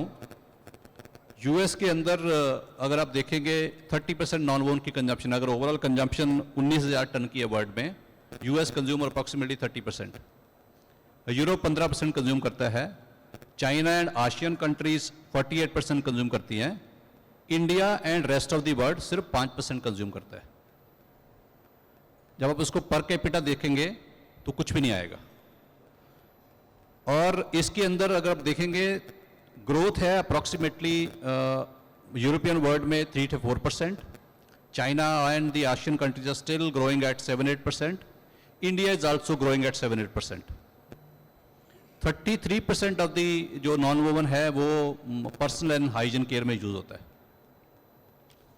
Sustainability की बात करें अगर आप what we have done in sustainability, उससे पहले मैं बताऊंगा कि जब इंडिया में नॉन वोवन इंडस्ट्री को कोई नहीं जानता था तो हमने एक ब्रांड लॉन्च किया था कारा, जो अभी भी आप देखेंगे तो आपको रिटेल में मिलेगा. वो पर्पस था नॉन वोवन वेट वाइप्स की लोगों को अवेयरनेस लाने का. 8 साल हमने उस ब्रांड को खुद ओन किया, उसके बाद वो हमने एक बड़े रिटेलर को दिया जो अभी भी आपको मार्केट में मिलेगा. That was the purpose to create the awareness towards non woven industry. Sustainability में we are globally number 1 from last 4 years on the raw material sourcing which is canopy green. Our nearest competition is a European supplier, and the third is the Chinese supplier. We are the only company have zero liquid discharge in the viscose manufacturing industry. None of the global producer in the viscose industry has the zero liquid discharge. We are the contributor to the ZDSC. We are the only contributor from India to the European Society on plastic-free world, which is the plastic-free regulations. The commitment towards the sustainability is not just a dialogue; it's a DNA of Grasim, and we continue work for that. Even all the dyed fiber facility also, if you see, we use pigments which is non-leaching color. So these are the sustainability credentials what Grasim or a pulp and fiber business has. But most of the people who are the converter in non-woven, if they are using either blended or the pure viscose, they are our customer, including Welspun, including Guinea and all others. Thank you very much. Thank you, Manmohan ji. Thank you. I think deserves a round of applause. Thank you. Now we anxiously look forward to hear from you, sir. I think आपके एक success story, you are the leader in the industry today. So if you can walk us through your journey, what inspired you, आपकी company आगे future क्या plan कर रही है, and what will be the sustainability role in your company? Thank you मंत्री जी, हमारे साथ आने के लिए, हमारी बातें सुनने के लिए. नोबेल हाइजीन इस साल 25 साल कंप्लीट कर रही है, सिल्वर जुबली सेलिब्रेट कर रही है. मैं बॉम्बे 1980 में आया था बनारस से बीएससी करने के बाद में बीएचयू से. यहाँ पर मैंने सीए किया, फिर 10 साल प्रैक्टिस की और 1999 में नोबेल हाइजीन की शुरुआत की. 2000 में जब एडल्ट डायपर कोई जानता नहीं था, we launched Friends adult diaper in India, और 2000 से हम लोग उसको कंटिन्यूसली एजुकेट कर रहे हैं, एडवर्टाइज कर रहे हैं. तो ये कॉन्सेप्ट धीरे धीरे अभी लोगों को बोलने में शर्म नहीं आती कि भाई हमको एडल्ट डायपर चाहिए, परचेज करना है. We are the first one to start manufacturing adult diaper, baby diaper in India. Initially we started importing from Israel. Today I am proud to say कि मैं हर महीने इजराइल को एडल्ट डायपर एक्सपोर्ट करता हूँ. We export our products to more than 30 countries in our own brand, not in private label. And we are the third biggest manufacturer in India after 2 multinationals of disposable hygiene. And our brand, Friends Adult Diaper, is #1 brand in India for last 25 years. That is because of the quality substance जो हमारा है. दूसरा जो इन्होंने बोला कि industry कैसे grow हुई है, I would say that when I started diaper, उस समय बेबी डायपर का वजन होता था 25 ग्राम. आज उससे ज़्यादा एब्जॉर्बेंसी का डायपर हम 15 ग्राम में दे पाते हैं. उस समय बेबी डायपर का प्राइस था 15 रुपये MRP स्मॉल का, आज आपको 7 रुपये 8 रुपये में मिल जाएगा. This may be the only product in the world जिसका दाम कम हुआ है 25 साल में, बढ़ा नहीं है. एडल्ट डायपर का वजन होता था 135 ग्राम, आज हम लोग 80-85 ग्राम में उससे ज़्यादा एब्जॉर्बेंसी देते हैं. तो ये टेक्नोलॉजिकल एडवांसमेंट होने से कॉस्ट कम हुई है, और सरकार की जो नीतियां रही है, जो पहले कस्टम ड्यूटी, एक्साइज, VAT सब कुछ था, वो हटा करके GST लगाया है, उससे भी मल्टीपल टैक्सेशन कम हुआ है, प्राइस रिडक्शन हुआ है. इससे प्रोडक्ट अफोर्डेबल होने से और पर कैपिटा इनकम बढ़ने से यूसेज काफ़ी बढ़ रहा है।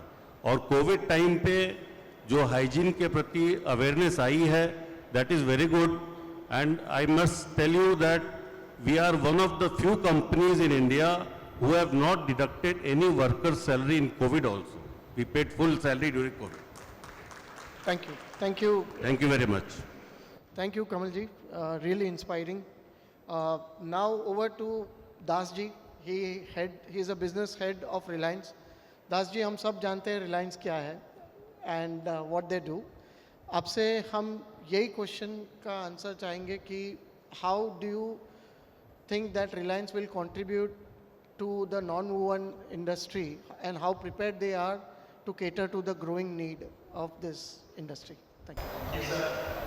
Thank you, External Minister, sir, and it's a privilege to be here to speak on your.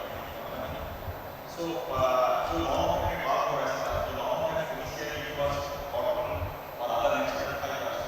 Over the period of time, you felt that polyester is suitable material for non-wovens. And way back in 90s, हम लोग पहले नॉनवोवन plant dedicated नॉनवोवन plant डाला 1999।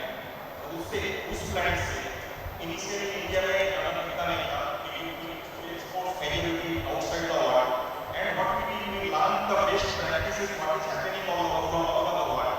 We brought those things and we develop customer है actually we have created lot of industry over there, small industry, and we start working with them. And we are the first to start super high tenacity fiber, first to start spunless hygiene fiber in India, first to start recycle conjugate, virgin conjugate in India, and first to develop several other products for automotive acoustics. Even of late we have developed fiber which is substituting, imports of extreme weather clothing for army. And there are a lot of partners जो हमारे साथ काम कर रहे हैं, जो हमारा जो आर्मी के लिए जो extreme weather clothing चाहिए -50, -30, those kind of that kind of fiber we are developing.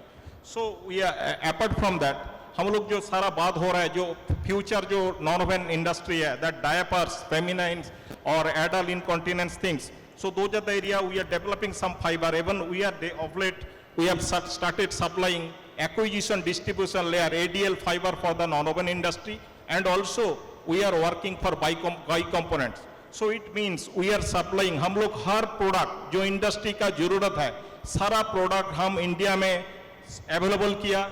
We are working with small partners and we are creating a ecosystem, so thereby we can create a very thriving non-woven industry over here.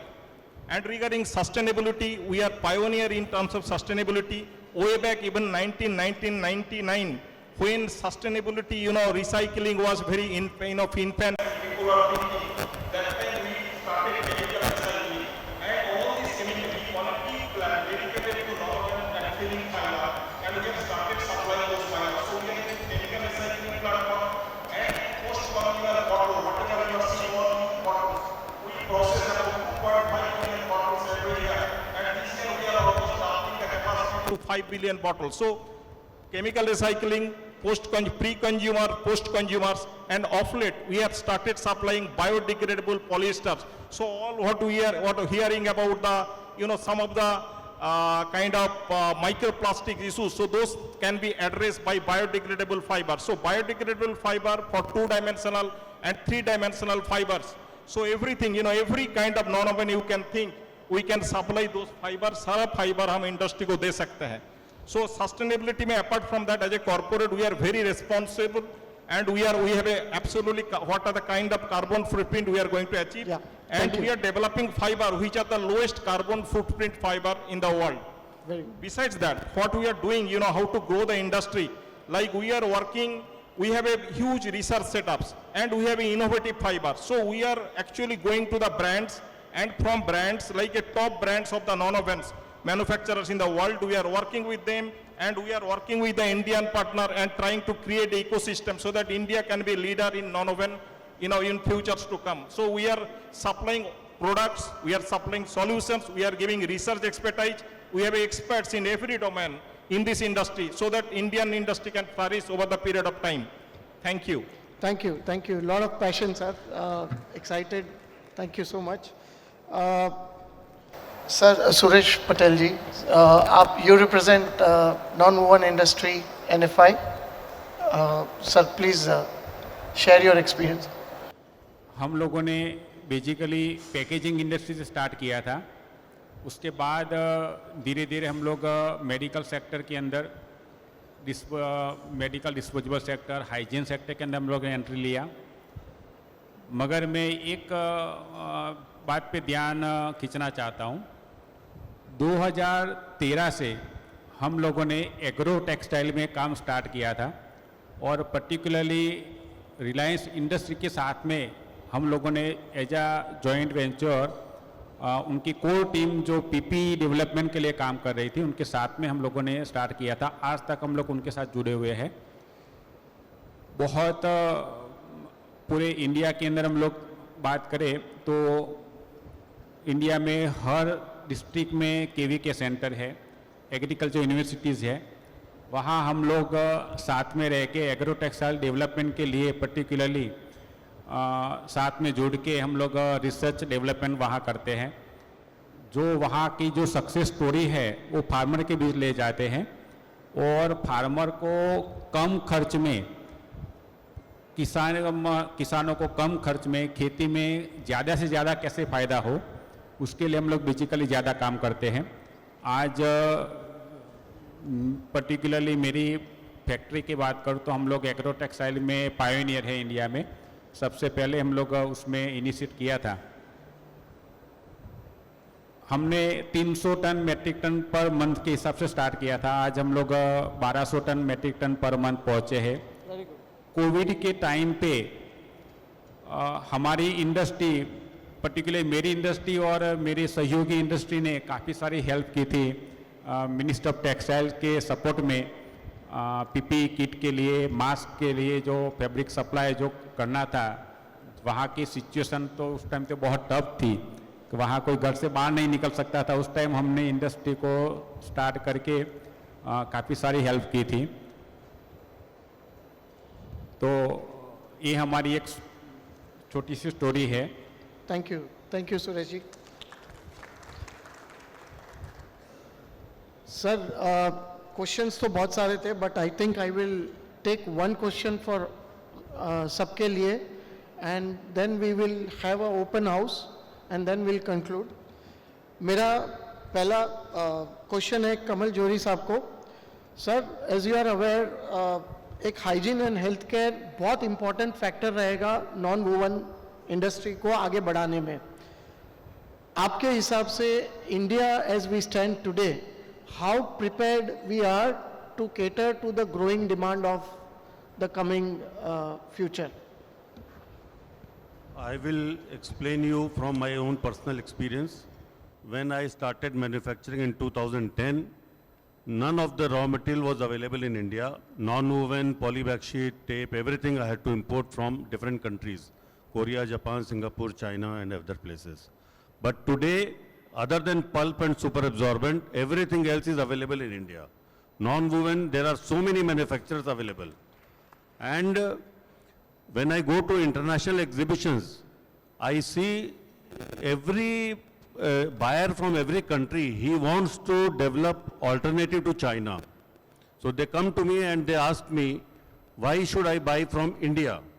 So my only reply to them is that if you want European quality at the Chinese prices, please come to India. We will give you the best product at the most economical prices. So I see very bright future for export because USA has imposed 30% import duty on Chinese products, and in Europe also from next year import will be difficult because they are putting some restriction on sourcing of pulp. There will be good demand for Indian converters in future. That's what I am looking at. Sir, इससे ही जुड़ा एक last question for you. क्या investment आ रही है ये industry में, और आज जो इन्वेस्टमेंट हो चुकी है उसकी कैपेसिटी यूटिलाइजेशन हो पा रही है?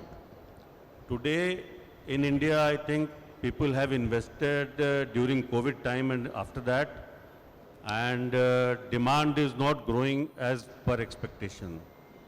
As a fact, I am aware of that many of the machines are lying idle and there is no production happening. Many of the plants are running 50%, 60% capacity. So there is a glut in the market in non-woven and converters both. I think it will take few years for this to get absorbed and then fresh investment may be advisable. Yeah. Thank you, Jodi Saab. Next question is to Mr. Milind Hardikar. Milind ji, आपने बताया that Welspun is venturing into new products.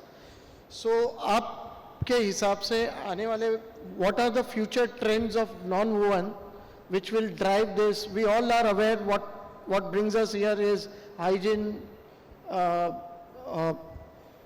दूसरे सारे products जो already established हो चुके हैं. Can you throw some light? What are the future trend you see that will drive the non-woven industry? Yes, sir.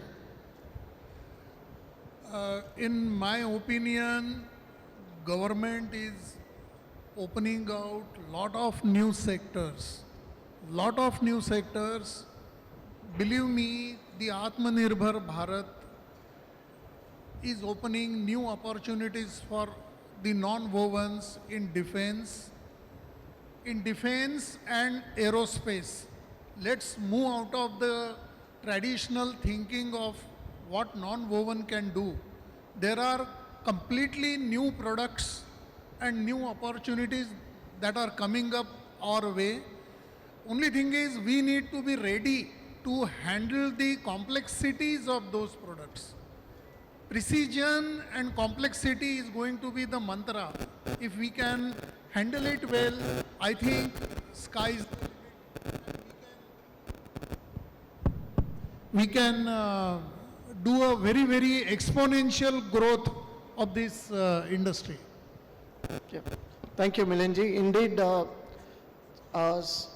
अपने मंत्री जी के chairmanship में NTTM में जो हम meeting arrange करते हैं, ISRO is one of the main committee member, जहाँ पे आपने बहुत rightfully topic छेड़ा है that already ministry और ISRO बहुत closely काम करके और हमारे जो needs है आज जो भी rockets and defense की वो हम यहाँ कैसे production करके आत्मनिर्भर बने वो मंत्री जी का सबसे बड़ा उद्देश्य रहता है and ministry is already working towards it. Thank you. Next question, Mr. Chirag Pan. How are non-woven preventing healthcare associated infection? आज हमने सब देखा पैडमैन मूवी में काफ़ी डिटेल डिस्कशन एग्जाम्पल दिए गए. So you can throw some light that infection कैसे रुकता है इसमें. what kind of facility or non-woven products India still needs to develop pertaining to healthcare industry? These are my two questions. माननीय मंत्री जी, मैं आपको एक बात बताना चाहता हूँ कि आज जो नॉन वोवन में से जो हाइजीन प्रोडक्ट इंडिया बना रहा है और इंडिया जो बेच रहा है, पर्टिकुलर में डाइपर्स और हाइजीन कैटेगरी की बात करूँ तो वर्ल्ड में सबसे सस्ती प्रोडक्ट इंडिया बना रहा है आज की तारीख में. और वर्ल्ड में जो प्राइस कंज्यूमर्स को बेबी के लिए पेरेंट्स खरीदते हैं उसमें सबसे सस्ती प्रोडक्ट भी इंडिया बेच रही है इंडिया के अंदर. तो ये हमारी एक जीत है कि मैन्युफैक्चरिंग में हम इंटरनेशनल कंट्री के लेवल पे आ गए. अब हमें ये जीत को आगे ले जाना है कि अब हम इंडिया के लिए कर सकते हैं, अब हमें वो वर्ल्ड के लिए करना है कि भाई वर्ल्ड में वो प्रोडक्ट कैसे हर एक कंट्री को सप्लाई कर सके. जैसे आज जितना हाइजीन प्रोडक्ट का एक्सपोर्ट हो रहा है पूरे वर्ल्ड में उसमें 70% मार्केट शेयर खाली चाइना का है. 70% of total hygiene exports to the world is share by only China. हम इंडिया सर अभी उसमें जीरो में है ऐसा बोल सकते. हम लोग कंपैरिजन प्राइस कंपैरिजन में कम्पीट हो सकते हैं उससे, लेकिन आज की तारीख में प्रॉब्लम ये आ रहा है कि जो प्रोडक्ट एक्सपोर्ट में चाइना से वो लोग एक्सपोर्ट कर रहे हैं वहाँ पे हाइजीन में वो लोग को 10% का एक्सपोर्ट इंसेंटिव दिया हुआ है और हमारे पास वो इंसेंटिव्स नहीं है. तो भी हम कहीं कंट्री के अंदर उससे कम्पीट कर सकते हैं. तो हमारी कंपेटेबिलिटी उससे बेहतर है, लेकिन कहीं पे और अच्छी तरह से कंपैरिजन करने के लिए हम गवर्नमेंट से वो मदद एक्सपेक्ट करेंगे और रिक्वेस्ट करते हैं कि उसके ऊपर भी विचार किया जाए। हम नहीं चाहते कि वो मदद से हम कस्टमर को सस्ता माल बेचें, लेकिन हम ज़्यादा एक्सपोर्ट इंडिया से कर सके, उसके लिए ये मदद की हम अपेक्षा रखते हैं। इसके साथ साथ हम लोग अभी नॉन-वोवन में जो हाइजीन में हमारा काम अभी स्टार्ट हुआ है, वर्ल्ड की कंपैरिजन में हम लोग काफ़ी अभी बेसिक प्रोडक्ट बना रहे हैं, जो वर्ल्ड में आज बायोडिग्रेडेबल में भी काफ़ी अच्छी प्रोडक्ट्स बन रही है, बाम्बू फाइबर से भी अच्छा प्रोडक्ट्स बन रहा है। तो ये सब हाइजीन के अंदर, इंडिया के अंदर आने वाले 5 साल 10 साल में बहुत बड़ी अपॉर्चुनिटी है। और आज हम एवरेज प्रोडक्ट है, उससे लग्जरी प्रोडक्ट की ओर जाएंगे, तब इसका फ्यूचर और फोकस और बढ़ सकता है इंडिया के अंदर। Thank you Chirag ji. Generally these are,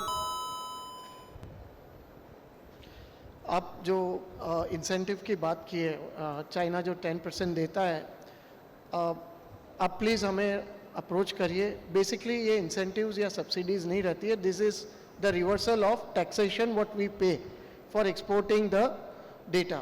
our council works very aggressively to populate the data. फिर हम मंत्री जी की मदद से अगर कोई आपके प्रोडक्ट एचएस कोड में जिनमें हमें लगता है कि कोई टैक्स रिवर्स नहीं हो पा रहा है, जिससे हम कम्पिटिटिव नहीं बन पा रहे, तो वी विल इंश्योर दैट मंत्री जी के साथ बैठ के हम चर्चा करके जो भी सपोर्ट की ज़रूरत रहेगी we will do it. Sure, thank you. Thank you. Next question is to Das sir, Reliance. Sir, we all are aware that we have very ambitious target of export increasing by 4 times by 2030. This industry main fiber is today polyester, and we all know that the requirement for the polyester would rise exponentially to cater to this ambition of export. So can you please throw us some light on your future plan to supply enough fiber to the growing needs of this industry? Thank you. So, hello. So, polyester, always we made the product available as per the growth of the industry. That is the way our company is running. And what I can tell you that, you know, in India, the per capita consumption है 0.5 kg का, 1.1 to 0.5 kg का आसपास है। दुनिया में जैसे 4 kg पर US में 4 kg जैसे है, और world average is 2 kg। So India में इनसाइड मार्केट बहुत बड़ा पोटेंशियल है। तो इसके लिए रिलायंस जो क्या कर रहा है, हमारा पास all kind of new speciality product, जैसे एक छोटा एग्जाम्पल दे रहा है। जैसे पहले सोल्जर का जो ये आता था ड्रेस, आपका सियाचिन में कोई काम कर रहा है, जो स्टेशन है, उनके लिए जो ड्रेस, जो इंसुलेशन मटेरियल है, ये सारा इंसुलेशन मटेरियल हम लोग इंडिया में एक स्पेशल फाइबर डेवलप कर रहे हैं, range of special fibre only for insulations, and there are lot of partners working with us for catering to the industry. Similarly there are, you know, there is a young stars, they are going for kind of sleeping, you know, adventure sports, those things. So sleeping bag, so sleeping bag के लिए जो special fibre चाहिए हम लोग उसको develop कर रहे हैं। Similarly automotive industry is going to, you know, flourish like electric vehicles, इसके लिए स्पेशल एकॉस्टिक्स मटेरियल चाहिए, इंसुलेशन मटेरियल चाहिए जो लाइट वेट है, उसके लिए हम लोग एक स्पेशल फाइबर बना रहे हैं at a very very competitive price. So उसके लिए एक इकोसिस्टम डेवलप हो रहा है, like we are developing, working with the global, you know, global manufacturers who are making those insulation material, and there are lot of partners working for making those various kind of products. So we are creating that kind of ecosystem over here. So we are developing fiber, and, you know, we are supplying fiber adequate to meet the industry's needs, and we are developing those fibers specially जिधर India ज़्यादा grow कर सकता है। Similarly आपका जैसे feminine hygienes, those the area, हम लोग ADL fibre अभी डेवलप किया, मार्केट में दे रहा है, बाइको में काम कर रहा है, so that India self sustainable हो सकता है। Very Thank good. you. Thank you. Sir, as you rightly said that this product once goes into the market will also require your company to deliver the demand Yes, sir, required. Yeah. So can you throw some light on your capacity utilization or a public figure which you can say? Some I cannot, you know, tell what actually है, but currently we are producing 4 million metric ton of polyester, so 40 lakh ton. And we have a, you know, plan to grow rapidly, you know, as per the, you know, there is a way ahead of the industry demand. ऐसे हमारा हर time plan रहता है, industry demand का पहले ही हम लोग ज़्यादा capacity लेके आते हैं, सो दैट हम लोग कोई सप्लाई का कोई कांस्टेंट नहीं होता है। Very good, thank you. Next question is to Manmohan Singh ji. Sir, how important are cellulosic fiber for non-woven industry? Do you think that China poses a threat in this sector? Please throw some light. I know these are not two related questions, but I'm trying to cut short on the time. So, first of all, the first question is the viscose suitability to non-woven. Very, very important. Why I'm saying this? One is the plastic-free regulation which is coming. Second is it is biodegradable. It can be recycled. It is made from nature. And on the other side, the other cellulosic fiber, either they are too small, whether it's hemp, whether it's linen, whether it's other fiber, or cotton, which is almost stagnant. Our own guess is by 2028, by 2030, India will be a net importer of cotton. Although many of the agencies are not believing this, but this is definitely going to be written on a wall, because it has been published by one of the renowned statistics agency which is based out of China. They almost track all fibers. As per them, India is going to be a net importer of cotton. With this and all the environmental positive impact of viscose is going to be the most sustainable and most suitable fiber for non-woven industry. If you see 10 years ago, most of the non-woven industry was on synthetic, slowly starting moving to blends. Now there are a couple of good companies who are using 100% cellulosic, whether it's viscose, whether it's lyocell or even cotton for certain applications. We have worked with a couple of innovators in India. We are the only company with them, with a company called Sparkle based out of Gujarat, made a biodegradable sanitary napkin. They are not only selling in India, they are also started exporting with Indian brand called Sparkle. So, and the sanitary napkin industry is going to grow by 2x. It is almost at 7,000 crore now. It is expected to be 14,000 crore by 2030, 2031.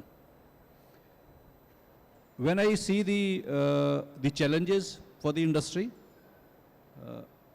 in India, sanitary napkins are going to be lightweight with the years to come. As of now, there is no air-laid non-woven capacity in India. That is something I request the industry folks to start thinking and invest in that particular technology. Because that will, one side it will, for me it will decrease the consumption of viscose, but at the same time it will offer the much better and superior product to the consumer. sir, the question now, second question which I asked was China role. Do you think? So China is, as I explained earlier, China still have 40% capacity. They are already cotton netting importer. They are most of the, if you see, either they are dependent on VSF or MMCF, man-made cellulose fiber, or on synthetic. But India itself has a huge growth potential. Yes. So first we have to see how we can increase the per capita consumption in India, then at the same time supply at the competitive price to the world. Yeah. Thank you, Manmohan ji. I think more point to add on cellulosic fiber is, आने वाले समय में we will see that recyclable story from textile to textile. We all know that chemically we can only recycle any natural material into cellulosic fiber. So जो landfill में आज textile जा रहा है, अगर उनको हम convert करना चाहेंगे, तो it has to be cellulosic fiber. So these are the important key factor. Thank you, Manmohan ji. Suresh ji, President NFI, what role does Non-Woven Federation of India has been playing to promote Indian non-woven industry in the world market? और what support you think you require from the government today to ensure the growth is on track? Thank you. Non-one federations represent different zone-wise, state-wise non-one associations. हम लोग India में 6 associations हैं non-one के zone wise, उस सबको मिला के non-one federation of India represent कर रहा है आज इंडस्ट्रीज को। इंडस्ट्रीज के ग्रोथ के लिए हम लोग ज़्यादातर सेमिनार्स स्पेशलिस्ट के साथ में बैठ के हम लोग उनके साथ में कुछ टेक्नोलॉजिस्ट के लिए भी हम लोग सेमिनार्स अरेंज करते हैं। ऑर्गेनाइजेशन ज़्यादातर रेडिकल के साथ में लास्ट 10 ईयर से ये जो एग्जीबिशन नॉन-वन फैब्रिक्स के लिए हम लोग ऑर्गेनाइज कर रहे रेडिकल के साथ में, ये हम लोग साथ जुड़ के हम लोग ऑर्गेनाइज करते हैं। वहाँ भी एक्सपर्ट्स के साथ में बैठ के जो सेमिनार हम लोग आयोजित करते हैं, ये सारी चीज़ें प्रमोट करते हैं एक्सपर्ट्स के लिए भी। आज की डेट में गवर्नमेंट के साथ में कुछ ऐसा कोई ज़्यादा प्रॉब्लम नहीं है, क्योंकि सारी चीज़ें सही ढंग से चल रही है। सर मिनिस्ट्री फिर भी एक्सपोर्ट प्रमोशंस के लिए हमको जो कुछ चाहिए वो आपके साथ में बैठ के हम लोग MOT में प्रेजेंट करेंगे। Thank you. Thank you. Thank you. Thank you very much. This was my last question to all the panelists. Can I please have a round of applause for lovely question? Now I request our MC to take over, and she will take few questions from the guest here. If you wish to ask any questions to esteemed panelists here, please feel free to question. Thank you, sir. Thank you so much for being the perfect moderator. Thank you so much. All right, ladies and gentlemen, the session is open for question answer round. So anybody who have any question, please bring it on. Our experts are here. Honorable Ministry of Textile, Shri Giriraj sir is here. So please come up with your questions, and looking at the time constraint, we are going to take only 2 to 3 questions. So be very particular and precise with your questions. Mic in the audience, please. Sir, Yeah. Sir एक question है जो मनमोहन सिंह जी ने कहा, उसके ऊपर आपकी टिप्पणी चाहिए थी कि अगर इंडिया नेट इंपोर्टर बनता है कॉटन का, 350 के करीब lakh bale approximately India produce करता है हर साल, और अपना परहैप्स जो ये बोल रहे हैं रीज़न है कि हर साल हम MSP बढ़ाते जा रहे हैं, और MSP ऐसा है कि सैलरी के जैसा है, एक बार ऊपर गई नीचे आएगी नहीं, और परहैप्स एक टाइम आएगा कि CCI को ही पूरा उठाना पड़ेगा जितनी प्रोडक्शन आएगी अंडर MSP ऑपरेशंस। तो अगर ये नेट इंपोर्टर होता है, 350 लाख बेल जो बनाते हैं, और जो अपने इतने फार्मर्स हैं, उनका क्या होगा sir?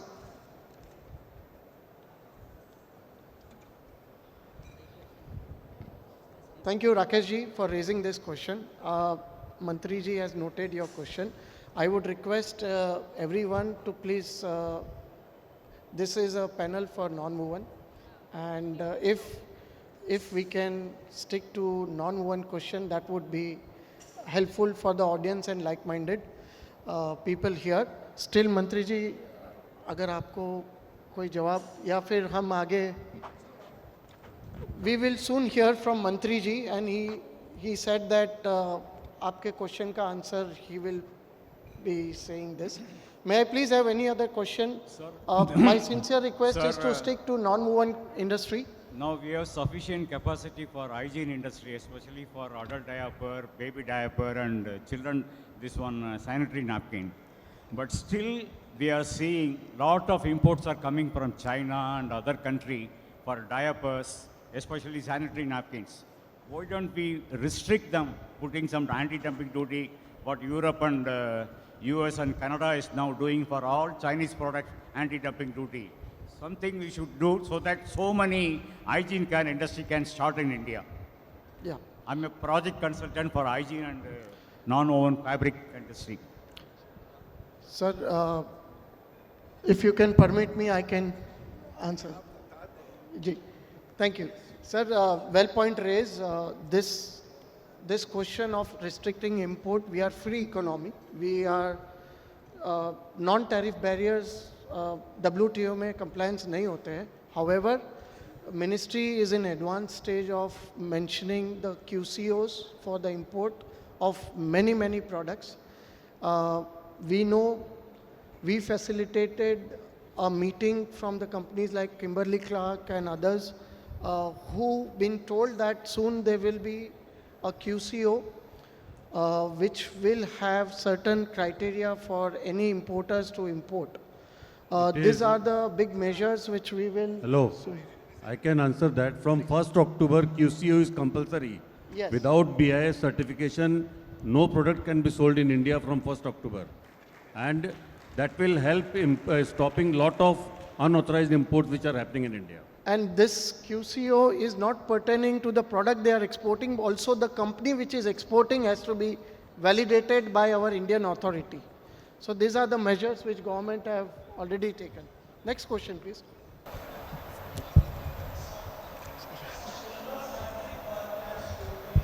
Louder.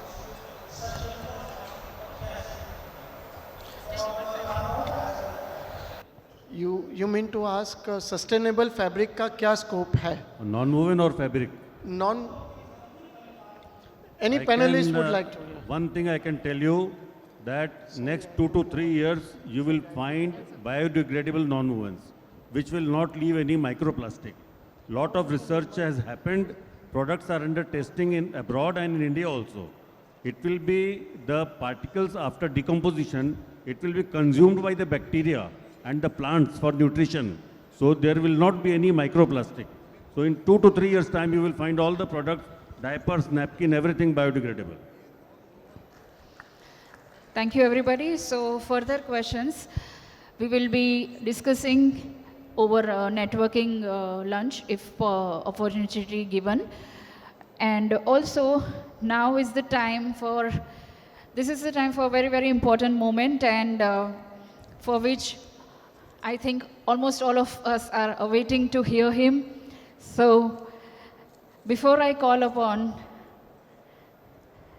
Giriraj sir here on stage, on dais, to deliver his speech, a keynote address, would like to take you all through his journey. So Mr. Giriraj Singh is distinguished Indian politician and social leader, currently serving as a Minister of Textile in Government of India. Through his tireless efforts and grassroots level work, Mr. Singh quickly rose through the ranks, becoming a key leader in the party. Throughout his illustrious career, Mr. Singh has held various positions of responsibilities, including Member of Parliament from Nevada and Begusarai constituency, Minister of Animal Husbandry and Fisheries, and Minister of Small, Micro and Medium Enterprises. His tenure has been remarked by numerous achievements, including the launch of innovative schemes, policy initiatives, development projects aimed at empowering marginalized communities, promoting entrepreneurship, and fostering economic growth. As Minister of Textile, Mr. Singh has a clear vision of driving the growth of textile industry, implementing the policies to enhance competitiveness and promoting sustainable practices. His vision for the sector is centered around skill development, innovation, market expansion with a focus on generating employment opportunity and boosting efforts.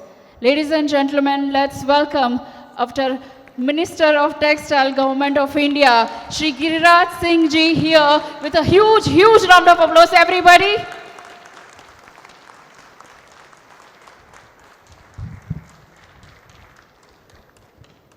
Please sit down.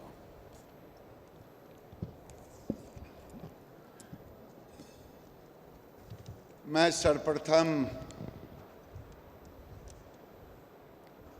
Ravi Arora को धन्यवाद देता हूं कि मुझे आज देश के बढ़ते हुए सेक्टर टेक्सटाइल के उसमें आने का मौका दिया, इसके लिए मैं उनको और उनके साथ सुरेश जी के पूरे टीम को, आज मानवर मनमोहन सिंह जी यहाँ बैठे हैं और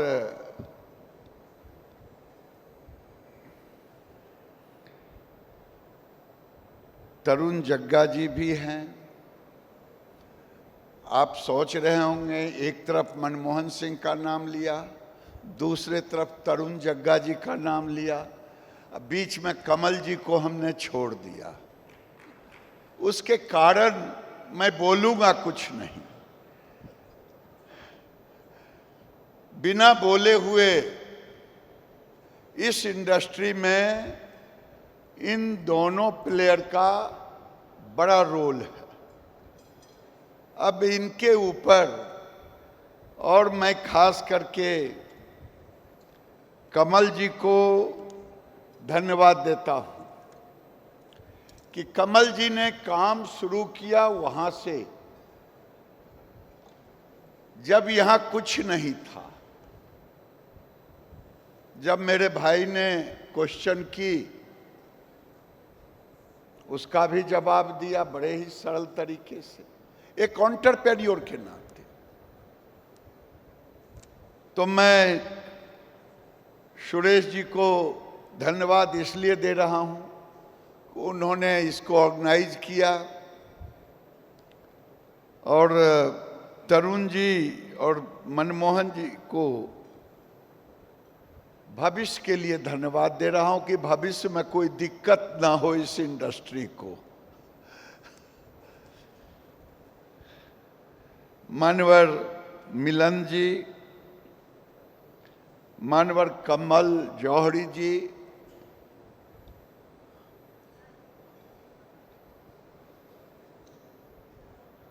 और सबसे ज्यादा जिन्होंने बड़े ही प्यार से कहा कि चिराग जी ने कहा कि मैं एक्सपोर्ट कर रहा हूं। उस समय एक्सपोर्ट किया जिस समय यूक्रेन और रशिया की युद्ध शुरू हुआ, और उस युद्ध में रहते हुए मैंने उस असाइनमेंट को पूरा किया और रुपये में लिया, रुपये में दिया। और मैं भद्रेश जी को कि उन्होंने बड़े ही अच्छे ढंग से पैनलिस्ट से जो आज के तारीख में विषय उठ सकते हैं,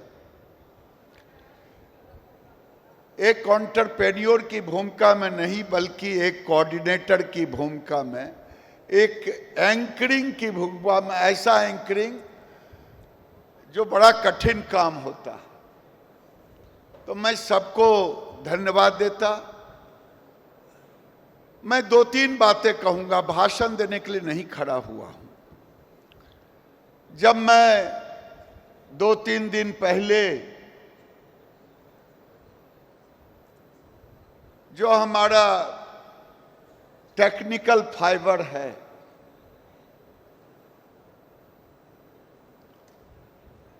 उसके पीएलआई के साथ में सारे इंडस्ट्री के साथ रूबरू होने का मौका मिला, और उसमें मुझे खुशी हुई कि नॉनवोवेन के काफी प्लेयर थे। 5 तो केवल डायपर और इसमें थे, 2-3 दूसरे वाले थे। प्रश्न खड़ा होते रहता है, होना भी चाहिए सरकार से। हमने पीएलआई स्कीम इसीलिए लाया ही है कि पीएलआई स्कीम लाने से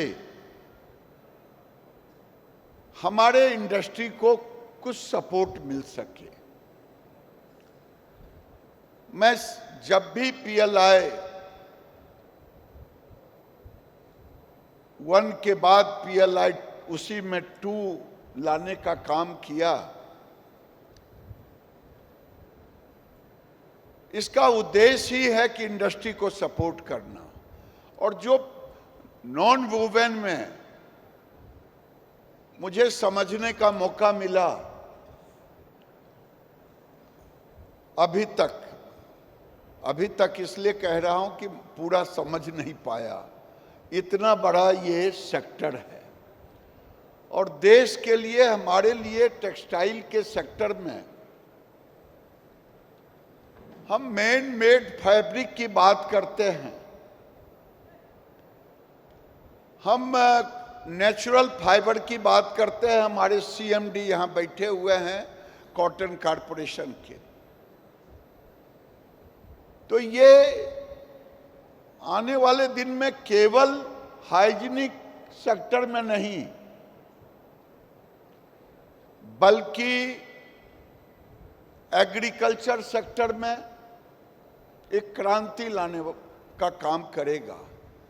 मैं तो कॉटन कॉरपोरेशन के CMD से कहूंगा कि 3 फीट अगर होता है तो कॉटन में आज पिंक, क्या रोग का नाम है,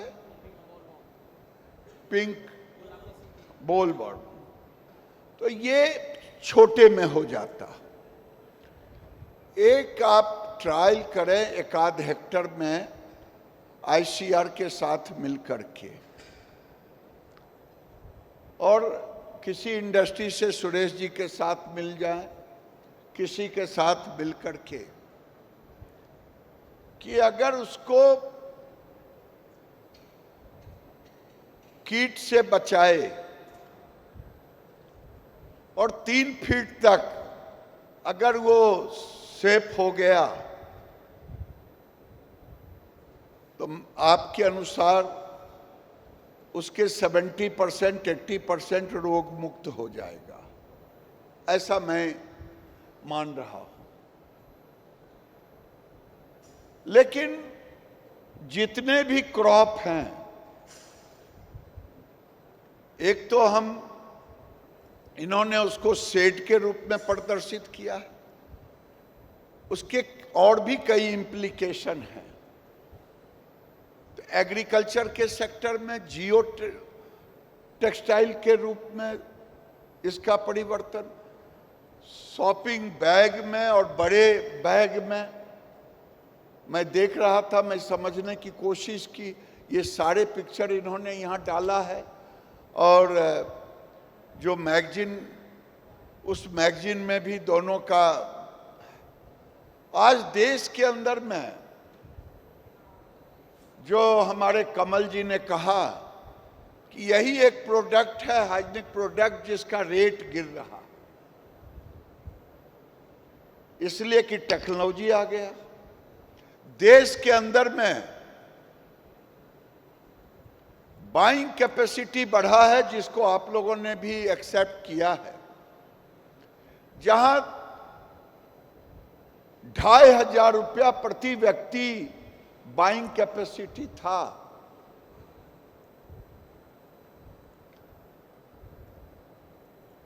जहां इनकम अर्बन में प्रति व्यक्ति 2,500 रुपया था, आज 6,500 रुपया हुआ। आज मुझे एक व्यक्ति मिला,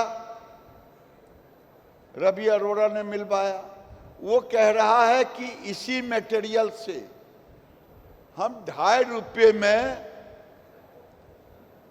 डायपर का एक सब्स्टिट्यूट ले आऊंगा। अब क्या है, मैंने कहा दिल्ली आओ, मैं जरा आपसे बात करूंगा। तो आज और सस्टेनेबिलिटी के हिसाब से अब तो आज टेक्नोलॉजी को लेकर के, और भारत का अब एक्सपोर्ट आप देखेंगे तो हम केवल 19 लाख करोड़ के थे, आज 75 लाख करोड़ से ज्यादा का हम एक्सपोर्ट कर रहे हैं। ठीक है, नॉन वोवेन में हमारा, लेकिन ये एक बड़ा है कि हमने एक्सपोर्ट नहीं किया तो मार्केट को 50% इंपोर्ट को तो रोकने में सफल हुए हैं। ये हमारा अचीवमेंट है, मैं इसके लिए इंडस्ट्री को धन्यवाद देता हूं। आज हमने रोकने का काम किया है। लेबर रेट, आप दुनिया के लेबर रेट को देख लें,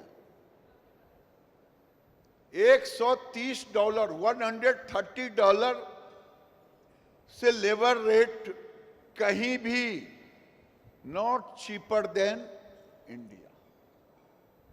मेरा अपना इस पर कोई मुझे, जब मैं इस विभाग को ज्वाइन किया तो रेडीमेड सेक्टर के जो लोग आए वो कहते वियतनाम, बांग्लादेश, हम लेबर सस्ता है, लेबर सस्ता है। लेबर सस्ता नहीं अब रहा है। हमसे सस्ता लेबर अब दुनिया में कहीं नहीं है। लेकिन अप्रैल के सेक्टर में बांग्लादेश, इसलिए कि जो इन्वेस्टर गए उनका चेन बड़ा लंबा था, वो 1-1 लाख मशीन का एक, तो उसमें उनके प्रोडक्शन साइज, कई तरह के और चीजें हैं। लेकिन आज बांग्लादेश, मैं कोई खुशी नहीं मना रहा हूं, मैं तो नेबर कंट्री, बहुत अच्छा रिलेशन। अब वहां कट्टरपंथियों का दबाव बढ़ रहा है, लेकिन बांग्लादेश रुक सा गया है और आगे कोई इन्वेस्टर पाकिस्तान में नहीं जाना चाहता। अगर वही एटीट्यूड रहा तो वही बांग्लादेश का भी होगा। जो इन्वेस्टर हैं वो हटने की कोशिश करेंगे। तो भारत आज की तारीख में ये sector, non women sector, domestic market केवल, हम तो देख रहे हैं 25 मिलियन पॉपुलेशन प्रति वर्ष बढ़ रहे हैं, growing the population. Every year हम एक नया ऑस्ट्रेलिया पैदा कर रहे हैं। जब हमारी ये स्थिति है, कभी कभी लोग क्वेश्चन करते हैं कि साहब आपके एक्सपोर्ट नहीं बढ़ रहे हैं, ठहर गए हैं। हम का एक्सपोर्ट ठहर नहीं गए हैं टेक्सटाइल के सेक्टर में, बल्कि जो एक्सपोर्टर है वो डोमेस्टिक मार्केट में ज्यादा इजीली उनका मार्केट जा रहा है। भाई देश के अंदर इतना पॉपुलेशन है तो कोई बिना कपड़े का तो नहीं घूम रहा है। और मुझे खुशी है, चाहे यहां बैठे तीनों प्लेयर को, कमल जी सहित, कि अपने ब्रांड को दुनिया में भेज रहे हैं। और हमें तो अच्छा लगा कि पान साहब ने कहा कि अब हमारा मेकिंग इंडिया तो रहेगा, लेकिन मेकिंग वर्ल्ड हम चाहेंगे। हम चाइना को भी बीट करने की स्थिति में हैं और निश्चित रूप से हमारे लिए कोई भी चीज असंभव नहीं है। आज दुनिया के हर सेक्टर में देख लें, स्पेस के सेक्टर में देखें। अभी मैं बिट्रा से बात कर रहा था, डायरेक्टर साहब बोल रहे थे कि हम जल्द ही कार्बन फाइबर हम इंट्रोड्यूस करेंगे, हम उसके सारी व्यवस्था कर लिया। और भारत सरकार 1500 करोड़ रुपया हमने R&D के लिए ही रखा, उसमें हर सेक्टर को लेकर के, नॉन टेक्निकल टेक्सटाइल के सेक्टर में। तो नरेंद्र मोदी के नेतृत्व में जो उनका मेक इन इंडिया आज हर सेक्टर में बढ़ रहा है, और मैं इतना ही कहूंगा, मोदी जी के नेतृत्व में भारत की सरकार इंडस्ट्री के साथ खड़ा है, क्योंकि जब देश में एम्प्लॉयमेंट देना है, देश को बढ़ता हुआ देश तीसरी इकोनॉमी में जाना है, अगर जाना है तो बगैर इंडस्ट्री के क्या जा सकते हैं? जो लोग मूर्ख हैं वो रोज इंडस्ट्री को गाली देते हैं। मैं नाम नहीं लेना चाहता, वो किसी की सरकार रहे, जो इंडस्ट्री के बड़े प्लेयर हैं वही एक्सपेंशन कर सकते हैं इंडस्ट्री को। हाँ, एक आग्रह जरूर रहता है, बड़े प्लेयर छोटे प्लेयर को, बड़ी मछली छोटे मछली को खा जाए तो तालाब ठीक है, उसकी साइज तो बढ़ जाएगी मछली की, लेकिन तालाब में कम मछलियां दिखेगी, ये देश के लिए शुभ नहीं होगा। इसलिए मैं तो यही कहूंगा कि आज हमें उस सेक्टर में आने का मौका मिला है जो सेक्टर आज ग्रोइंग सेक्टर है, वो सेक्टर जिसमें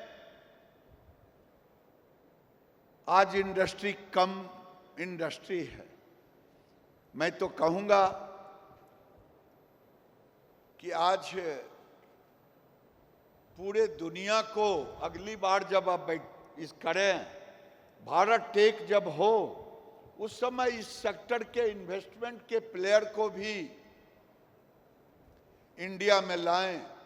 वैसे हमें रॉ मटेरियल की कमल जी के द्वारा जो कहा कि हम तो बाहर से लेते थे, लेकिन अब हमें रॉ मटेरियल की कोई दिक्कत नहीं है। हमें ये बात जरूर है कि आज इन्वेस्टमेंट भी हम एफडीआई पूरे दुनिया में हम किसी से कम हमारे पास नहीं है। फॉरेन एक्सचेंज नरेंद्र मोदी के काल में हम 36 से 360-65 बिलियन पर चले गए। तो हर सेक्टर में भारत अपने आप को मजबूत कर रहा है, और जब मजबूत कर रहा है, ये एक उभरता हुआ सेक्टर है, इसमें एक्सपोर्ट भी होगा और डोमेस्टिक मार्केट के भी दरवाजे खुले हैं। ये दोनों जब होगा तो बढ़ते हुए भारत में, जो भारत केवल कहता नहीं है हम तीसरी इकोनॉमी बनेंगे पूरे दुनिया में, और ये इकोनॉमी बनेंगे हम इसी इंडस्ट्रियलिस्टों के बल पर, और भारत के जो जन पावर है दोनों मिला करके, मोदी जी का जो सोच है कि हम उस सेक्टर में जाएंगे।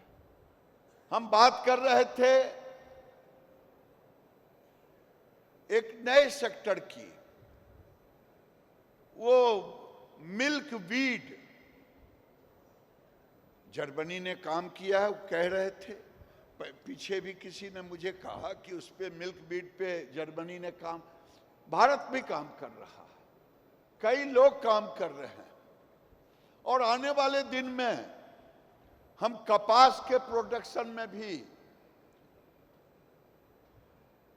हम दुनिया में सबसे एक नंबर पर जाएंगे। 2030 तक मैं ये आपको दावे के साथ कह रहा हूं, प्रोडक्शन में भी जाएंगे, यील्ड में भी जाएंगे, क्योंकि अब दुनिया को बढ़ने की ताकत चाहे ऑस्ट्रेलिया हो चाहे चाइना हो, कोई 1900 केजी पर है, कोई 2200 केजी प्रति हेक्टर है, हम 450 केजी पर है, और टेक्नोलॉजी और सीड के बल पे हम कॉटन में भी जाएंगे और मैन मेड फैब्रिक में भी जाएंगे। ये जब हम इन तीनों सेक्टर में जाएंगे तो स्वाभाविक है नेचुरल भी जो हमारा फाइबर है उसमें भी आगे बढ़ेंगे। यानी मिला जुला करके हम इतना ही कहेंगे कि भारत की सरकार नॉन वेविंग सेक्टर को बढ़ाने में कोई कसर नहीं छोड़ेगा, और पहला एक जो लोग पीएलआई में आए हैं उनको मैं धन्यवाद देता हूं। आगे भी नए अफसर आएंगे, उसमें नए काम करेंगे, लेकिन ये सेक्टर भारत का भविष्य है। मैं यही कह के अपनी वाणी को विराम देता हूं।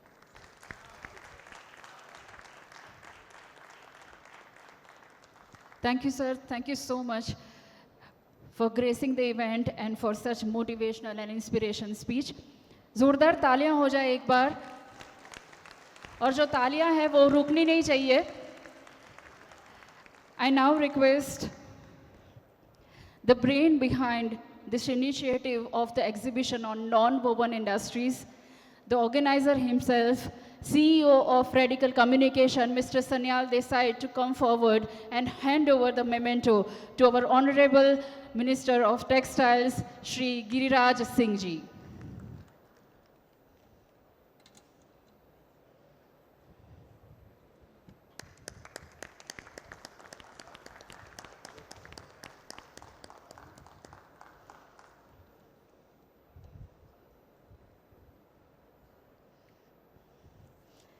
I now request Mr. Ravi Arora to come forward and hand over the memento to Mr. Bhadresh Dodia. Thank you so much, sir, for being perfect moderator. Thank you. I request Mr. Neeraj Shah once again to come up on stage and hand over the memento to Mr. Manmohan Singh.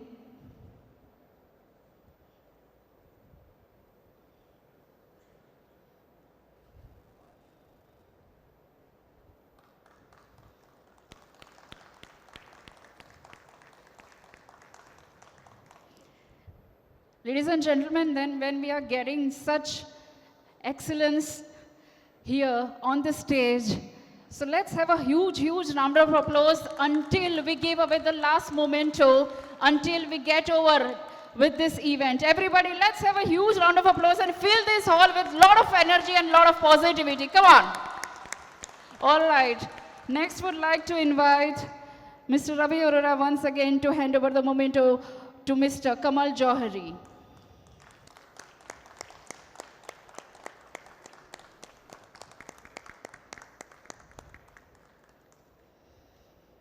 I request Mr. Kumar Abhishek to hand over the memento to Mr. Chirag Pan.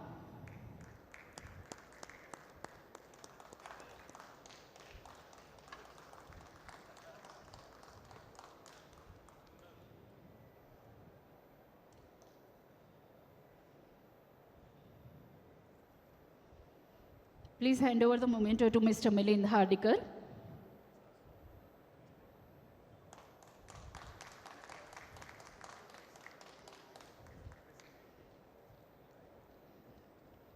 Mr. Neeraj Shah to hand over the memento to Mr. G.S. Das.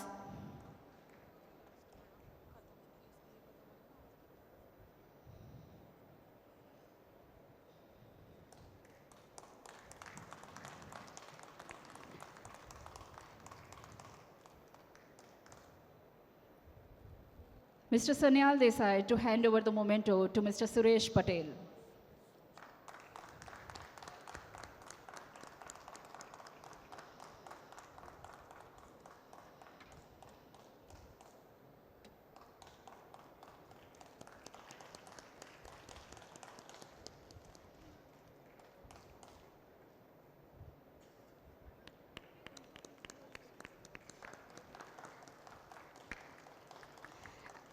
I request Mr. Olaf, SLA, Strategic Director, Product Development and Trace Film Care, USA, to please join us here on the stage.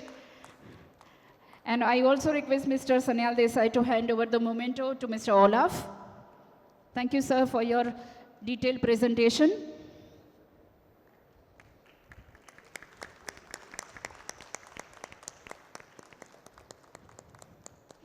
All right. Thank you, Mr. Olaf, for accepting our invitation and straight away coming from USA to attend this program. Thank you so much. So I request sir, please stay here on the stage. Sir, may I please request एक group photograph हो जाए sir?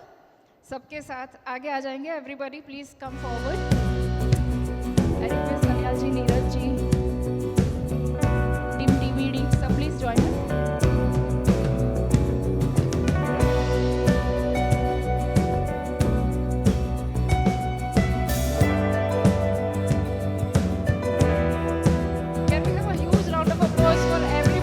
Gracing the dais here. People have put a lot of hard work, time and energy to bring this all together. तो एक बार जोरदार तालियां हो जाए सबके लिए. I just want to let you all know the session is yet not over. We are having Dr. Bhumi Rajaguru as well here.